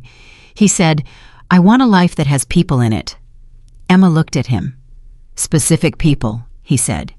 "Not many. I was never a man with many people. But—" He stopped. He found the words. He said them. "I want a life that has you in it." The kitchen was very quiet. Emma looked at him for a long time with those clear, steady-seeing eyes of hers. Then she said, "That's the most direct thing you've ever said to me." "I'm practicing," he said. She almost laughed. The real one this time, not the ghost of it, but the actual sound, brief and surprised and genuine. The laugh of a person who did not expect to laugh this morning and found that it felt like something loosening. She pressed it down quickly, but it had been there. He had heard it. He held it quietly the way you hold something small and valuable. "Let's get through today first," she said. "Yes," he said. "And then we'll talk about what comes after." "Yes," he said again. He picked up his phone. He started composing the message to Doyle about the secure file transfer. He was working again, focused, precise, moving through the problem with the particular momentum of a man who has made a decision and is committed to it. But underneath the work, underneath the calls and the logistics and the 12-hour window and the careful management of Carver's unknowing patience, underneath all of it, there was something Victor Romano had not felt in 4 years. Something that had no strategic value, something that could not be quantified or managed or protected against, something that had walked into his life soaking wet from the rain and kissed him for 10 seconds and ruined his very effective, very comfortable, very empty solitude completely. He felt with the full and inconvenient weight of it genuinely hopeful. About the day, about the outcome, about the woman sitting across from him drinking cold coffee and facing the dismantling of her old life with a steadiness that he could only describe in the privacy of his own mind as breathtaking. He worked. She worked beside him, pulling together her documentation, organizing her statement, building the chronological record of the Harmon Project with the same precision and care she brought to everything she did professionally. They worked in the same room in the same silence for 2.5 hours. And Victor Romano, who had spent 4 years making sure his world contained only things he could afford to lose, sat across from something he could not imagine losing, and understood with complete and terrifying clarity that the whole architecture of his careful, protected, empty life had just changed. Not with a negotiation, not with a threat or a strategy or a calculated move in a carefully managed game, with cold coffee and a woman's laugh. And the truth was, he wouldn't have had it any other way. The secure file transfer to Marsh completed at 11:47 that morning. Victor watched the confirmation come through on Doyle's encrypted system and felt something he almost never felt during the active phase of a problem, the specific clean release of a weight that had been sitting on his chest since 6:47 a.m. when Emma called him about the secondary files. The documentation was out of his hands now, in Marsh's hands, in the process. The legal machinery that Victor had spent 30 years understanding the shape of even as he operated in the spaces beside, it was now turning in the direction he needed it to turn, he told Emma. She was sitting at his kitchen table. He had moved them to his penthouse 2 hours earlier, not because her apartment wasn't safe, but because his had more controlled points of entry and better sight lines from the security station, and because the level of what they were now handling required an environment that he could be completely certain of. Emma had not objected. She had packed a bag with the calm efficiency of a woman who had spent the last week learning to prioritize what actually mattered, and she had come without drama or complaint, and she had set up her laptop at his kitchen table like she had been working there for years. When he told her the transfer was confirmed, she let out a long, slow breath through her nose. It was not dramatic. It was the breath of someone who has been holding something for hours and has only just remembered that they were allowed to put it down. "Good," she said. "Marsh's team lands in Chicago at 2, Victor said. "She wants your formal statement at 4. I'll be there." "You don't have to be there. I know." Emma looked up from her laptop.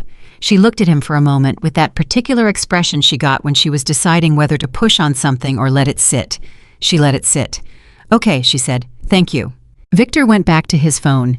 He had 3 things to manage before 2 o'clock. He needed to confirm with Sal that the protection detail on Emma's building was maintaining its full strength even with her absent, because Carver could not know she had moved. He needed to speak with his lawyer about the legal submission timeline, which had now shifted to align with Marsh's federal track rather than the original local channel. And he needed to call Doyle and make absolutely certain that every copy of the original files, every backup, every version, every trace of the Harmon documentation was either in Marsh's hands or completely destroyed. He made the calls. He was on the 3rd one with Doyle when Emma said quietly from the kitchen table, "Victor." Something in her voice made him end the call without finishing the sentence he had started. He turned. Emma was looking at her phone. Her face had gone very still, not the studied stillness of someone controlling their reaction, but the involuntary stillness of someone who has just received information that their nervous system hasn't caught up to yet. "Ryan texted me," she said. Victor crossed the room. She turned the phone so he could read it. The text was 3 sentences. I know what you found. I know Romano sent it to someone. Meet me or the next call I make ends this for both of you. Victor read it twice. Then he said very carefully, how does he know? It wasn't a question directed at Emma. It was a question directed at the situation, at the architecture of the problem, at the gap between what should have been possible and what had apparently happened. The file transfer had been encrypted. Marcia's channel was clean. Victor had banked everything on that. Doyle's system had no external exposure. The number of people who knew about the secondary communications files could be counted on one hand. And yet, Ryan Mitchell, who was supposed to be sitting somewhere wondering how to survive the next 48 hours, had just demonstrated that he knew. Victor said, "Don't respond." "I wasn't going to." "Give me the phone." Emma handed it to him. He took a photo of the text and sent it to Sal, then to his lawyer, then to a separate number that he did not label in his contacts, but called when he needed something understood very quickly. Then he handed the phone back. "Someone talked," he said. Emma looked at him. "Who knew?" "On my side, Doyle, my lawyer, Sal, and Marsh." He was already moving through the list, assigning probabilities, building the logic tree. "Doyle is loyal in the way that a man who owes you his freedom is loyal. My lawyer's entire practice depends on discretion. Sal doesn't speak." "Marsh," Emma said. Victor was quiet. "You said you hadn't spoken to her in 5 years," Emma said. Her voice was measured. She was not accusing. She was reasoning. "You said she was independent, but Victor, if she's connected to the division that's named in those emails even adjacently." "She's not," Victor said. "Her division is completely separate. That was specifically why I called her." "And if someone in her division talked to someone in the other division before she could—" "She made a call before she called me back," Victor said. Emma looked at him. Victor thought about the 2-hour gap. Marsh had called back in 2 hours and said she needed to make a call first. He had assumed that call was internal confirmation of her own standing authorization, the kind of institutional checking in that a federal agent does before committing to something significant. He had not considered the alternative, which was sitting directly in front of him now, with the weight of everything uncomfortable about it. "She may not have done it deliberately," Victor said. "A call to the wrong person asking the wrong question from a number that someone was watching." "It doesn't matter if it was deliberate," Emma said. "What matters is that Ryan knows." "Yes. And if Ryan knows, how long before Carver knows?" Victor's jaw tightened. He looked at the time. It was 12:22 in the afternoon. He had a window with Carver that expired at 10 tonight. If Ryan had already spoken to Carver, if that call had already happened, the window was meaningless. The careful balance of the previous 24 hours was already broken, and the next move was not going to be a conversation. He called Sal. "What's Carver's location?" Sal said, "Last confirmed his office 40 minutes ago. You want eyes on him?" "I want eyes on him 2 minutes ago." "Done." Sal paused. Something shifted. Mitchell reached out to Carter directly. He knows about the transfer. A silence. For Sal, the silence lasted longer than usual, which meant he was running the same logic tree and arriving at the same conclusions. "You want me to move the detail. Keep the building coverage, but I need 2 of your people on Mitchell himself starting now. I need to know the second he makes contact with anyone in Carver's orbit." "On it." Victor hung up. He looked at Emma. She was watching him with that clear, attentive gaze, reading the shape of the situation from his responses, the way she had been learning to do over the past week. She said, "What do we do?" "We go to Marcia's meeting at 4, Victor said. "As planned. The documentation is already submitted. The statement is still necessary. It's the chain of custody that makes the files usable in court. Without your statement, they have evidence but no provenance. Ryan knows I'm going to give a statement." "Yes." "So the text is a warning. He wants me to not give it." "He wants you to be afraid enough to not give it," Victor said, "which is different." Emma looked at him steadily. "I'm not afraid." Victor looked back at her with the same steadiness. "I know." "I mean, I'm scared," she said.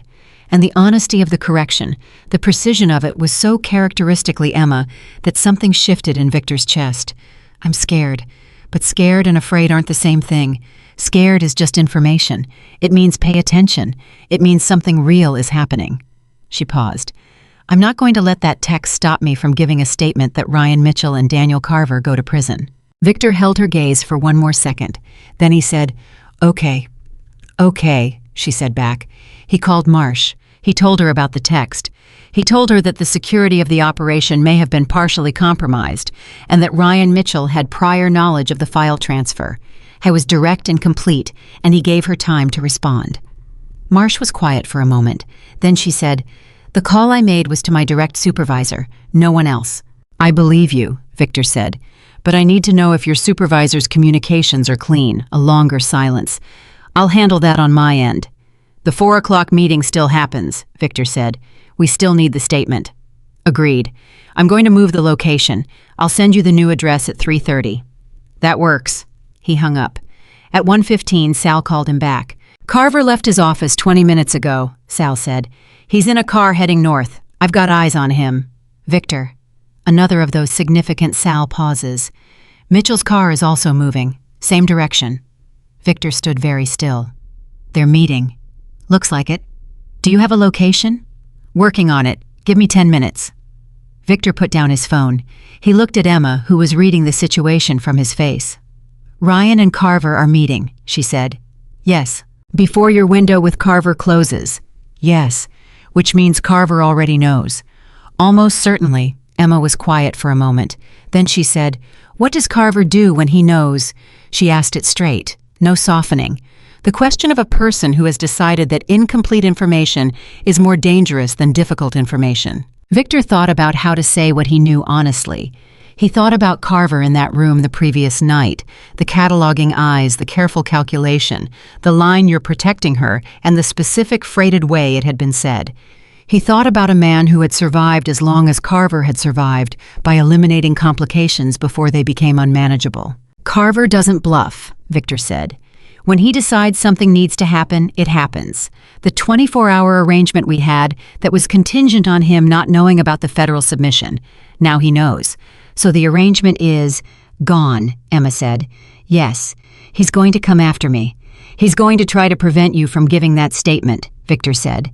Which was accurate, which was also he was aware the diplomatic version of what he had actually said. Emma heard the diplomacy. She nodded once.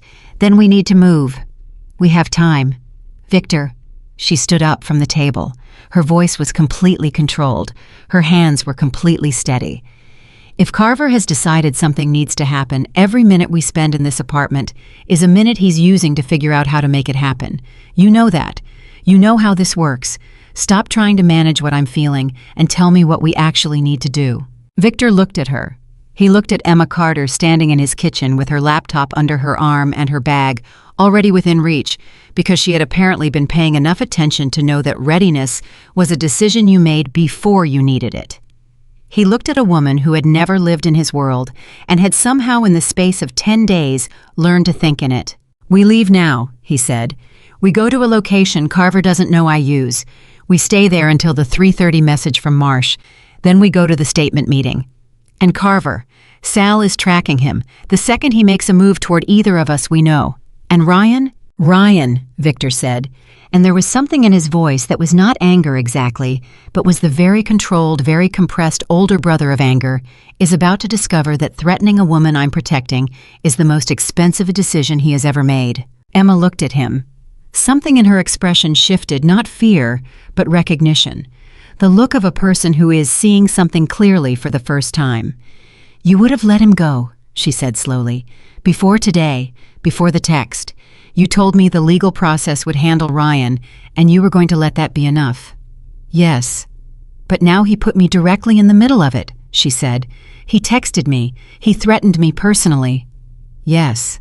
And that changed something for you." Victor looked at her. He thought about what to say. He thought about the honest version, and the version that was easier to hear, and decided as he had been deciding with more frequency in the past 10 days than in the previous 4 years combined to say the honest thing. "I have spent a long time," he said, "making sure there was nothing in my life that could be used to reach me. No attachments, no specific people, nothing that could be threatened." He paused. "Ryan Mitchell just texted you instead of calling me. Do you understand what that means?" Emma was very still. "He knows what you are to me," Victor said. "He's using that. He's using the fact that you matter to me as a lever." He looked at her directly. "And the thing about using someone as a lever is that it only works if the person you're using it on tries to protect the thing being threatened. If I back away from you to keep you out of the line of fire, he wins. If I step closer, he escalates, Emma said. Yes, but escalation goes both directions. The room was very quiet. Emma said, I matter to you. Victor said, yes. She held his gaze for 3 full seconds. Then she picked up her bag. Let's go, she said. They left. The location Victor took her to was a building in Lincoln Park that he had used for exactly 3 meetings in the past decade, a property that existed in a corporate structure with 7 layers between it and his name, the kind of asset that survives precisely because it is never used enough to establish a pattern. They arrived at 1:48. Sal was already there with 2 of his people, the 2 that Victor trusted most completely, not because they were the most capable, though they were, but because they had been with him long enough, that their loyalty had been tested by actual adversity rather than just assumed. At 2:15, Sal's phone rang. He stepped away to take it. When he came back, his expression was the closest thing to troubled that Victor had ever seen on Sal's face, which was notable because Sal's face communicated troubled with the same subtlety that a glacier communicates movement. Ryan's car went north, Sal said. We tracked the meeting point, a building in Evanston. It's registered to one of Carver's holding companies. He paused. Victor, there were 4 cars at that meeting, Carver's, Mitchell's, and 2 others I don't recognize. Can you ID them? Working on it, but the cars, the plates are from out of state. Victor processed this. Out-of-state plates at a Carver meeting on the same day that Carver discovered his primary criminal documentation was in federal hands meant one thing specifically. Carver was not handling this internally. He was calling in external resources, people with no Chicago profile, no established connections that could be traced back to him. People who had been brought in for a specific purpose that required deniability. How long ago did they arrive at the Evanston location? Victor asked. The last car arrived 38 minutes ago. And if they drove from Evanston to this building, 25 minutes, no traffic. So if Carver made the decision to move the second the last car arrived, he could be 13 minutes out, Sal said. Victor was already moving. Emma, we need to go now. She was on her feet before he finished the sentence. They left through the building's secondary exit, a ground-level door that opened onto a narrow service alley that Sal's people had already checked and cleared. Victor's car was at the end of the alley. They moved fast and without conversation, the kind of movement that happens when everyone in a group has fully accepted the reality of the situation and is operating in it rather than arguing with it. In the car, Emma said, "He's coming here." "Possibly," Victor said. "How did he know about this location?" "He didn't," Victor said. "He doesn't. He's moving toward Emma Carter, wherever Emma Carter is, which means he's moving toward you through other means." Emma turned to look at him. "What other means?" And then her phone rang. She looked at the screen. She looked at Victor. The name on the screen was not Ryan. It was not a name Victor recognized. "Who is it?" he asked. "It's my sister," Emma said slowly. "I haven't talked to my sister in 3 days." She answered immediately. "Diane, hey, what's—" She stopped. Her face changed. The specific physical way a person's face changes when something they love is suddenly in danger, a restructuring that happens before the brain fully processes the words somewhere deeper and faster. "What? When is she okay?" "Diane, slow down. Where are you right now?" Victor watched her. Emma lowered the phone slightly. Her face was the color of paper. "Carver's people have my mother," she said. Her voice was flat and precise and completely unnaturally controlled. "My sister says 2 men came to my mother's house in Oak Park 40 minutes ago. They're still there. They're not hurting her, but they're not leaving." Victor said nothing for 1 full second. Then he said, "Give me your sister's number." "Victor, give it to me." She gave it to him. He handed it to Sal, who was in the front passenger seat. Sal made a call. Victor looked at Emma. "This is what it looks like when a man is desperate," he said. "Carver is out of options. The files are in federal hands. The statement is happening. The only card he has left is a person you love." He held her gaze. "I need you to understand something. He will not harm your mother. Not because he's merciful, but because your mother is only valuable to him as long as she is unharmed. The moment he harms her, she becomes a crime instead of a threat. He knows that." Emma was holding herself with both hands. Now her arms crossed tightly over her chest, and for the first time in 10 days, Victor saw the steadiness fracture, not collapse, but fracture.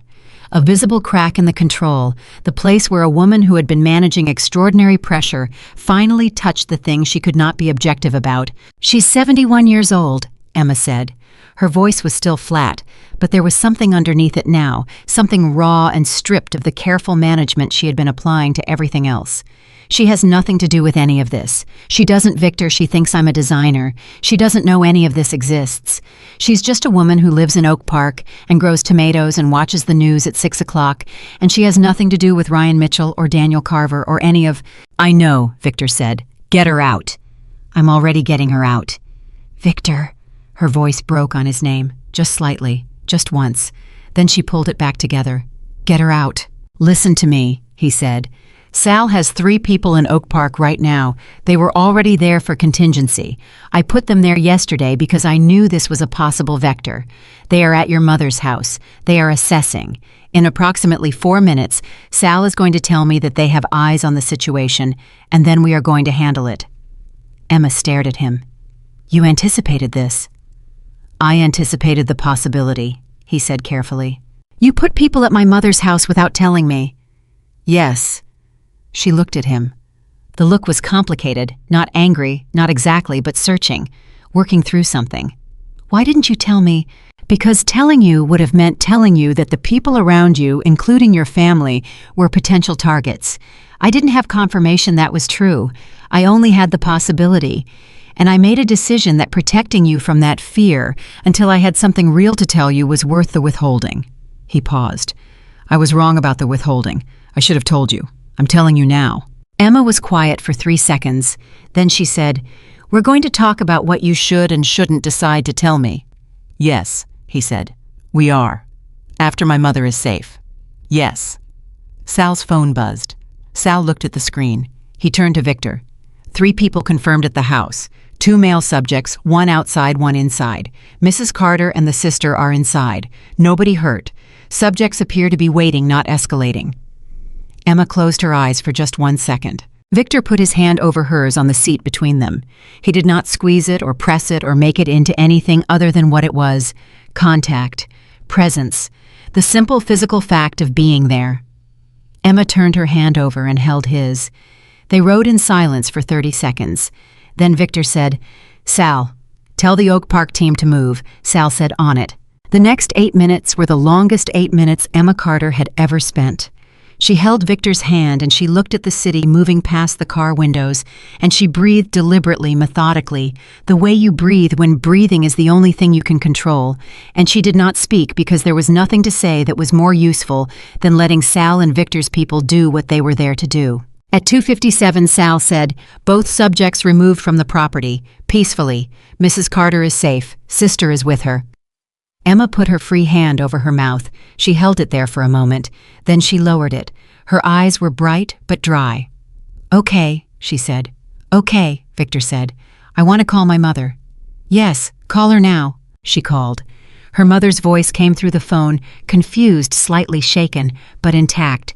Unhurt, the voice of a 71-year-old woman who was already redirecting her nervous energy into indignation about strangers in her kitchen, which meant she was fine, completely and entirely fine.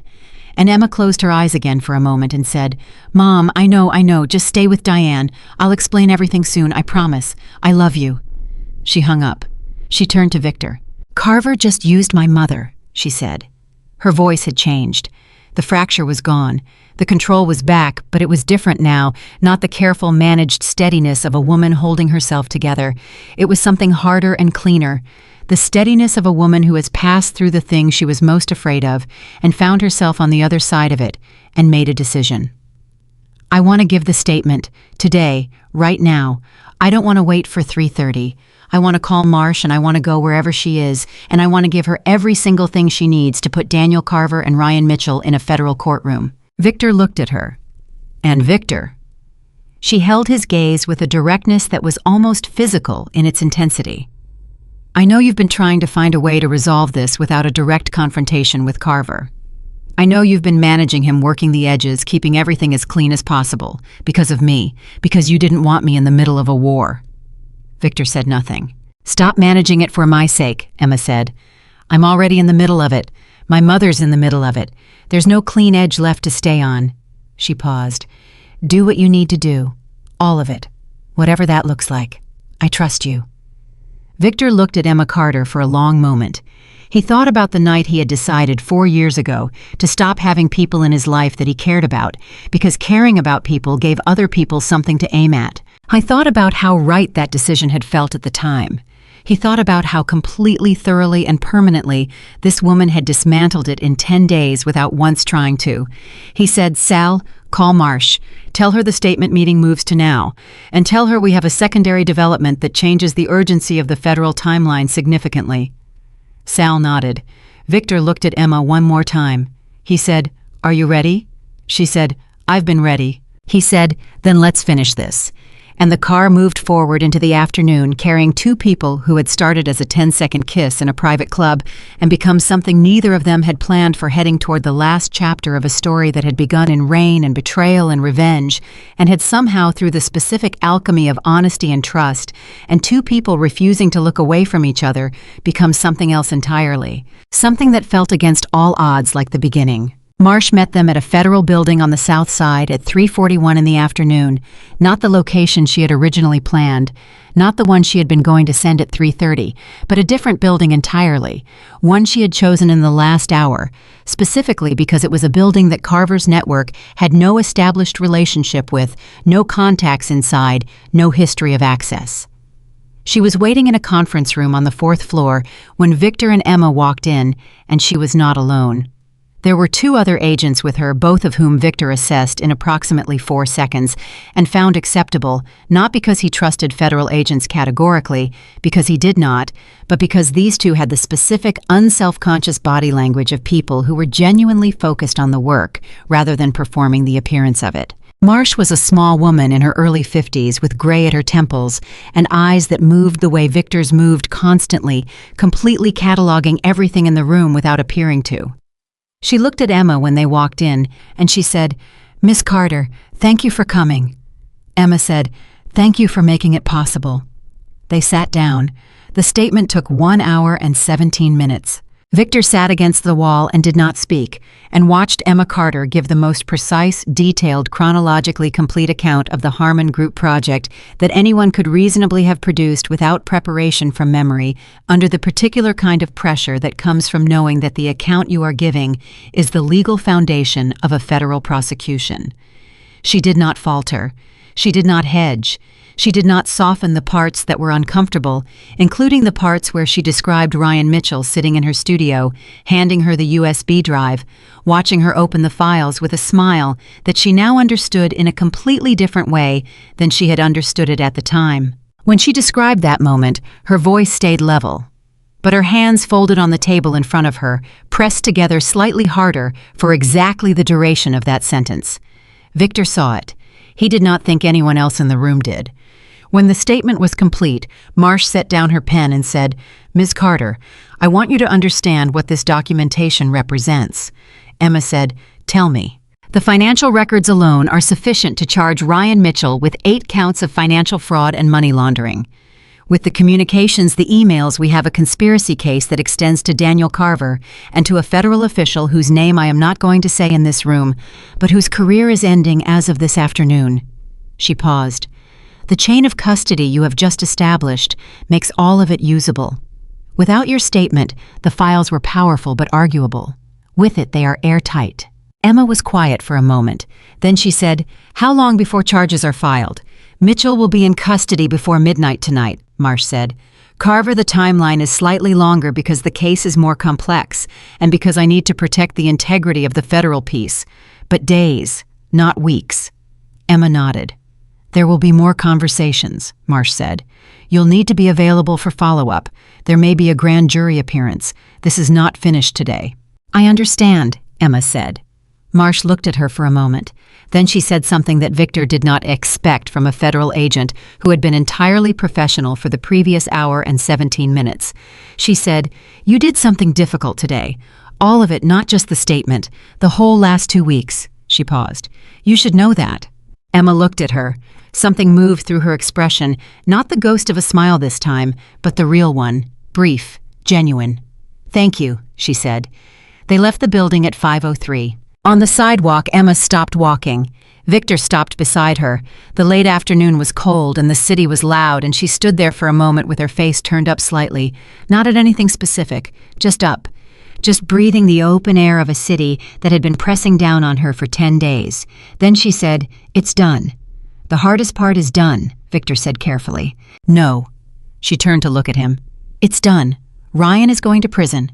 Carver is going to prison. The files are in the right hands. My mother is safe. My statement is on record." She looked at him steadily. "It's done, Victor. Say it." He looked at her. He thought about the things that were still in motion, the follow-up, the grand jury, the slow-moving machinery of federal prosecution. He thought about his habit refined over 30 years of never declaring a thing finished until every possible contingency had been closed. He thought about Emma standing in front of him, asking him to say a true thing simply. "It's done," he said. She nodded. Once, like a period at the end of a sentence. Then she said, "I want to see my mother. Sal will take you. I want you to come." Victor looked at her. "To your mother's house?" "Yes." "Emma." "She's going to have questions," Emma said, "about what happened, about the men who were in her house, about why there are still 2 very large, very quiet people parked outside her front door." She paused. "She's going to want to know who you are." Victor was quiet. "She's 71, Emma said. "She grows tomatoes and watches the news at 6, and she's my mother, and you just sent 3 people to make sure she was safe before I even knew she was in danger." She held his gaze. "She deserves to know who did that." Victor said, "I sent those people because it was a tactical contingency." Emma said, "Victor." He looked at her. "Come meet my mother," she said. He went. The drive to Oak Park took 28 minutes.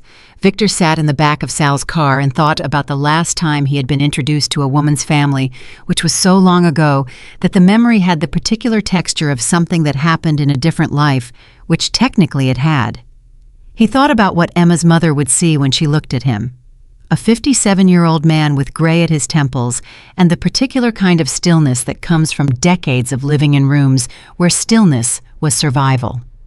He thought about whether that was something a 71-year-old woman in Oak Park who grew tomatoes and watched the 6 o'clock news would find reassuring. "I thought probably not." He went anyway. Emma's mother was named Patricia, and she was not what Victor had expected, although he realized within 30 seconds of meeting her that he should have expected exactly this because she was Emma's mother. She had the same clear, direct eyes, the same quality of attention that missed nothing, and the same complete absence of the reflexive deference that most people offered Victor Romano when they met him, usually because they either knew who he was or could sense what he was. Patricia Carter looked at Victor, the way Emma had looked at him in the private club, like he was simply a man standing in her living room. She offered him coffee. She asked him how he took it. She sat across from him at her kitchen table and said, "Emma tells me you helped." Victor said, "Emma helped herself. I provided some resources." Patricia looked at him for a moment. "She says you put people outside my house before anyone told you to." "Yes." "Why?" Victor considered the various versions of this answer. He looked at Emma, who was sitting to his left with her own coffee, and her clear eyes watching him with something in her expression that was warm and amused and patient all at once. He looked back at Patricia. "Because your daughter matters to me," he said, "and the people who matter to her by extension matter to me." Patricia was quiet for a moment. She looked at her coffee. Then she looked at Victor with the directness of a woman who had spent 71 years deciding what was worth saying and had gotten very efficient at it. "How old are you?" she asked. 57, Victor said. Patricia nodded slowly, as if confirming something. "Emma's 32. "Yes," Victor said. "I'm aware." "And your work?" She paused. "Emma was not particularly specific about your work." "My work," Victor said carefully, "is complicated. I own several legitimate businesses: shipping, hotels, security. The less legitimate aspects of my history are—" He stopped. He started again. "I have spent the last 4 years moving toward a version of my life that is considerably more straightforward than the version that came before it. Emma accelerated that process significantly." Patricia looked at him for a long moment. Then she looked at Emma. Something passed between them, the specific, wordless communication of a mother and a daughter who know each other very well, and then Patricia looked back at Victor. She said, "The man before, Ryan." "Yes," Victor said. "How was straightforward," Patricia said. "Appropriate age, clear profession, no complications." She paused. "He also had his hand on another woman in a restaurant and apparently used my daughter as an unwitting participant in a federal crime." Victor said nothing. "Straightforward," Patricia said with a very dry precision that was so completely Emma that Victor felt something move through his chest, "is apparently not the most useful quality in a person." Victor looked at her. He said, "No, it isn't." Patricia looked at him for one more second. Then she picked up her coffee and said, "Stay for dinner." It was not a question. Victor stayed for dinner. He sat at Patricia Carter's kitchen table and ate a meal that a 71-year-old woman had pulled together in 45 minutes from her own refrigerator, and he listened to Emma talk to her mother about things that had nothing to do with federal prosecutions or criminal documentation or dangerous men things, about a client project, about her sister Diane's recent move, about a neighborhood restaurant that had apparently changed its menu in a way that Patricia found personally offensive. And Victor sat in the warmth of it and said very little and noticed everything and thought about the last time he had sat at a table where people talked about things that mattered only to them, only to each other, only because they loved each other, and these were the things their shared life was made of. I thought about the answer to that question for a while. He didn't find one. He thought it had been a very long time. On the drive back to Chicago, Emma sat beside him in the back of Sal's car, and she said, "She liked you." "She tolerated me," Victor said. "For my mother, that's the same thing in the first meeting." Emma paused. "She'll like you properly by the third visit." Victor looked at her. "Third visit." "I'm planning ahead," Emma said. "I see." She looked at him. The city was moving past the windows, and the night was fully settled, and her face in the low light had the particular quality of a person who is genuinely at rest for the first time in a very long time. "What are you thinking about?" she asked. "I'm thinking," Victor said slowly, "that I spent 4 years building a life that was entirely insulated from the possibility of an evening like this one. And I'm thinking that was a very significant waste of 4 years. Emma was quiet for a moment. Then she said, "You were protecting yourself." "Yes." "From losing someone the way you lost her." Victor looked out the window. "Yes." "Do you think—" Emma paused. She chose her words. "Do you think she would have wanted that 4 years of nothing because of what happened to her?" Victor had not been asked this question before. He had not asked it of himself. There was a reason for that. The question had a clear answer, and the answer was one he had been very deliberately not looking at for 4 years, because looking at it meant confronting the full weight of what those 4 years had actually been. Not grief, not recovery, not the necessary process of healing, just withdrawal. A man folding his life down to the smallest possible footprint because the alternative felt too dangerous. He said no, she wouldn't have wanted that. Emma nodded slowly. She was... Victor stopped, started again. She laughed very easily. She believed genuinely and without reservation that people were mostly trying their best. She would have found 4 years of deliberate isolation. He paused. She would have found it both sad and somewhat ridiculous. "She sounds wonderful," Emma said quietly. "She was," Victor said. And then to his own surprise, the word landed without the weight he expected, without the specific suffocating gravity that talking about her had always carried before. It landed cleanly, like a true thing that was also somehow okay. He thought about that for a moment. He thought something shifted. He looked at Emma. She was watching him with that careful, attentive, non-intrusive attention of hers present, without pushing near, without pressing. "She would have liked you," he said. Emma looked at him. The warmth in her expression was quiet and deep. "I hope so," she said. They rode the rest of the way in the companionable silence that had become over 10 days, and an extraordinary amount of shared difficulty, one of Victor's favorite things about being near Emma Carter. 3 weeks later, Ryan Mitchell was arraigned on 9 federal counts. Victor did not attend. He followed the news coverage from his office with a cup of coffee and read through the charges with the particular methodical attention he brought to everything. And when he was finished, he set down the article and sat for a moment with the fact of it. Ryan Mitchell, who had put his hand on Emma's arm in a private club and looked at her like an inconvenience, who had turned her professional expertise into a criminal instrument and then tried to threaten her into silence, was facing a minimum of 12 years in federal prison. The evidence was comprehensive. The case was airtight.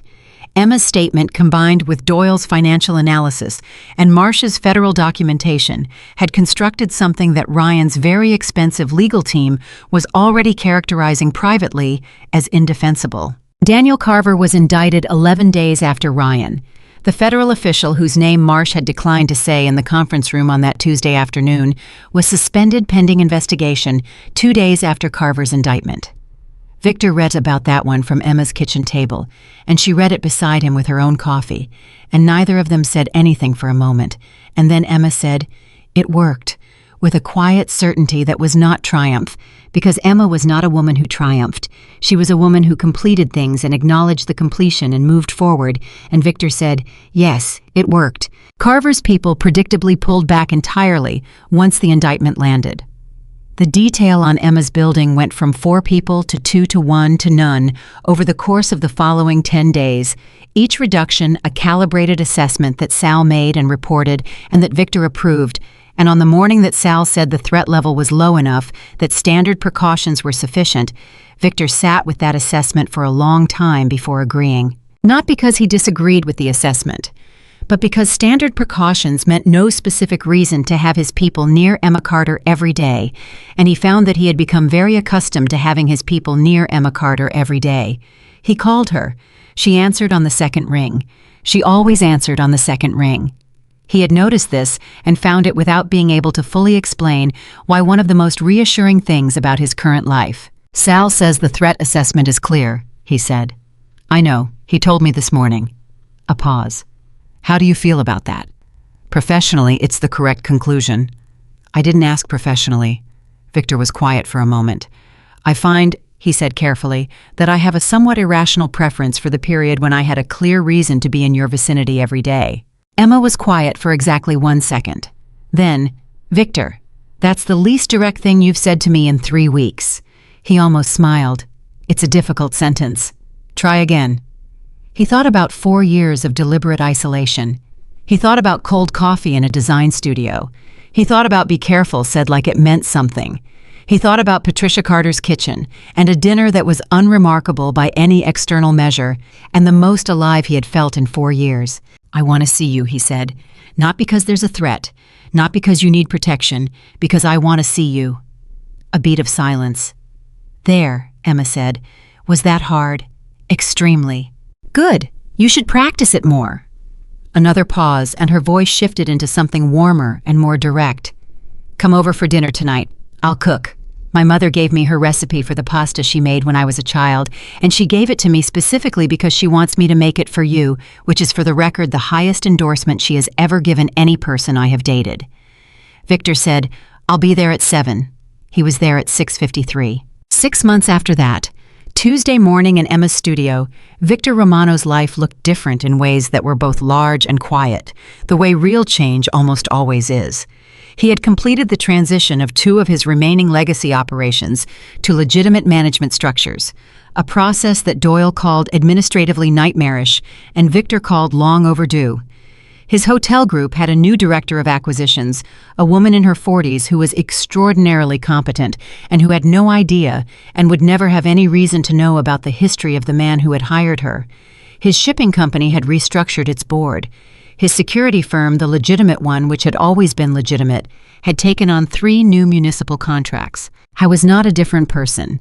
He was, he thought, a more complete version of the one he had always been underneath the walls. Emma's design company had grown.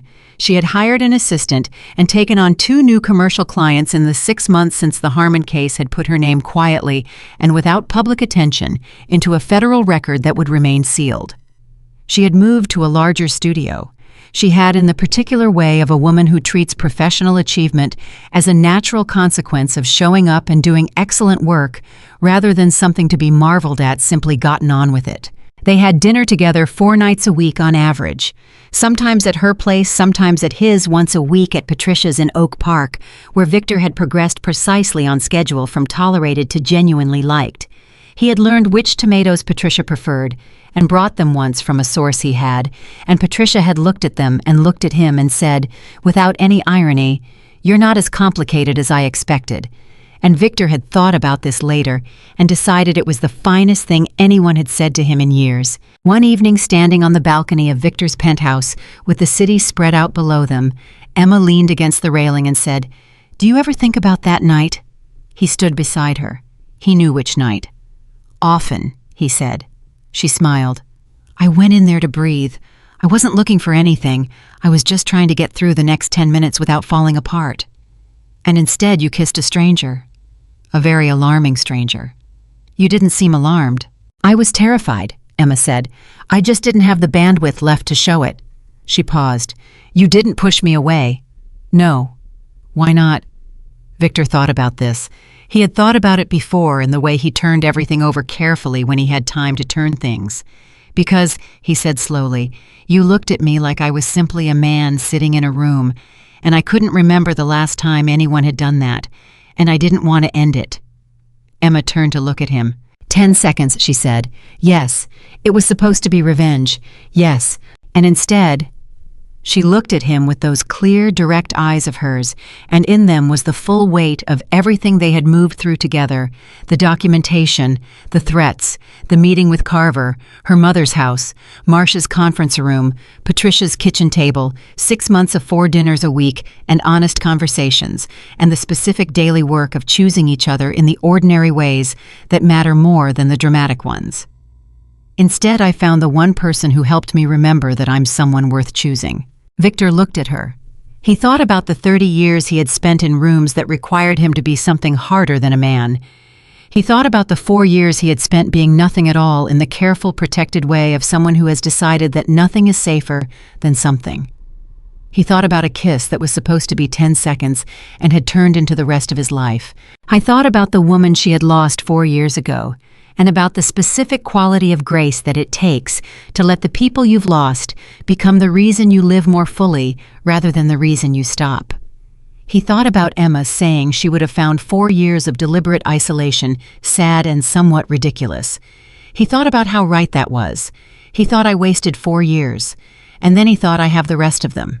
He said, "You are someone worth choosing." Emma held his gaze. "Every day," he said. And then, because he had been practicing directness for 6 months and had gotten considerably better at it, "I choose you every day. That's not going to change." Emma reached up and put her hand against his jaw. The same hand, the same gesture that she had used for 10 seconds in a private club when she was trying to prove something to a man who wasn't worth the effort. She held it there. "Good," she said.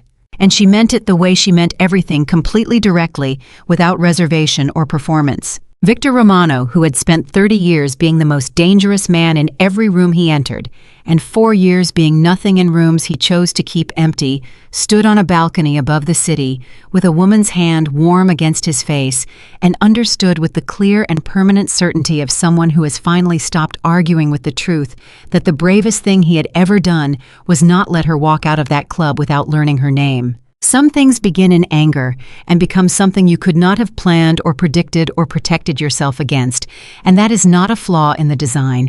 That is the design. That is what it looks like when life offers you something real in the middle of something painful, and you are just present enough, just awake enough, just brave enough to reach out and take it.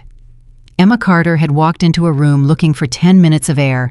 Victor Romano had been sitting in that room for 11 years, waiting without knowing he was waiting for someone to look at him and see simply a man. She looked. He stayed. And that in the end was enough. More than enough. It was everything.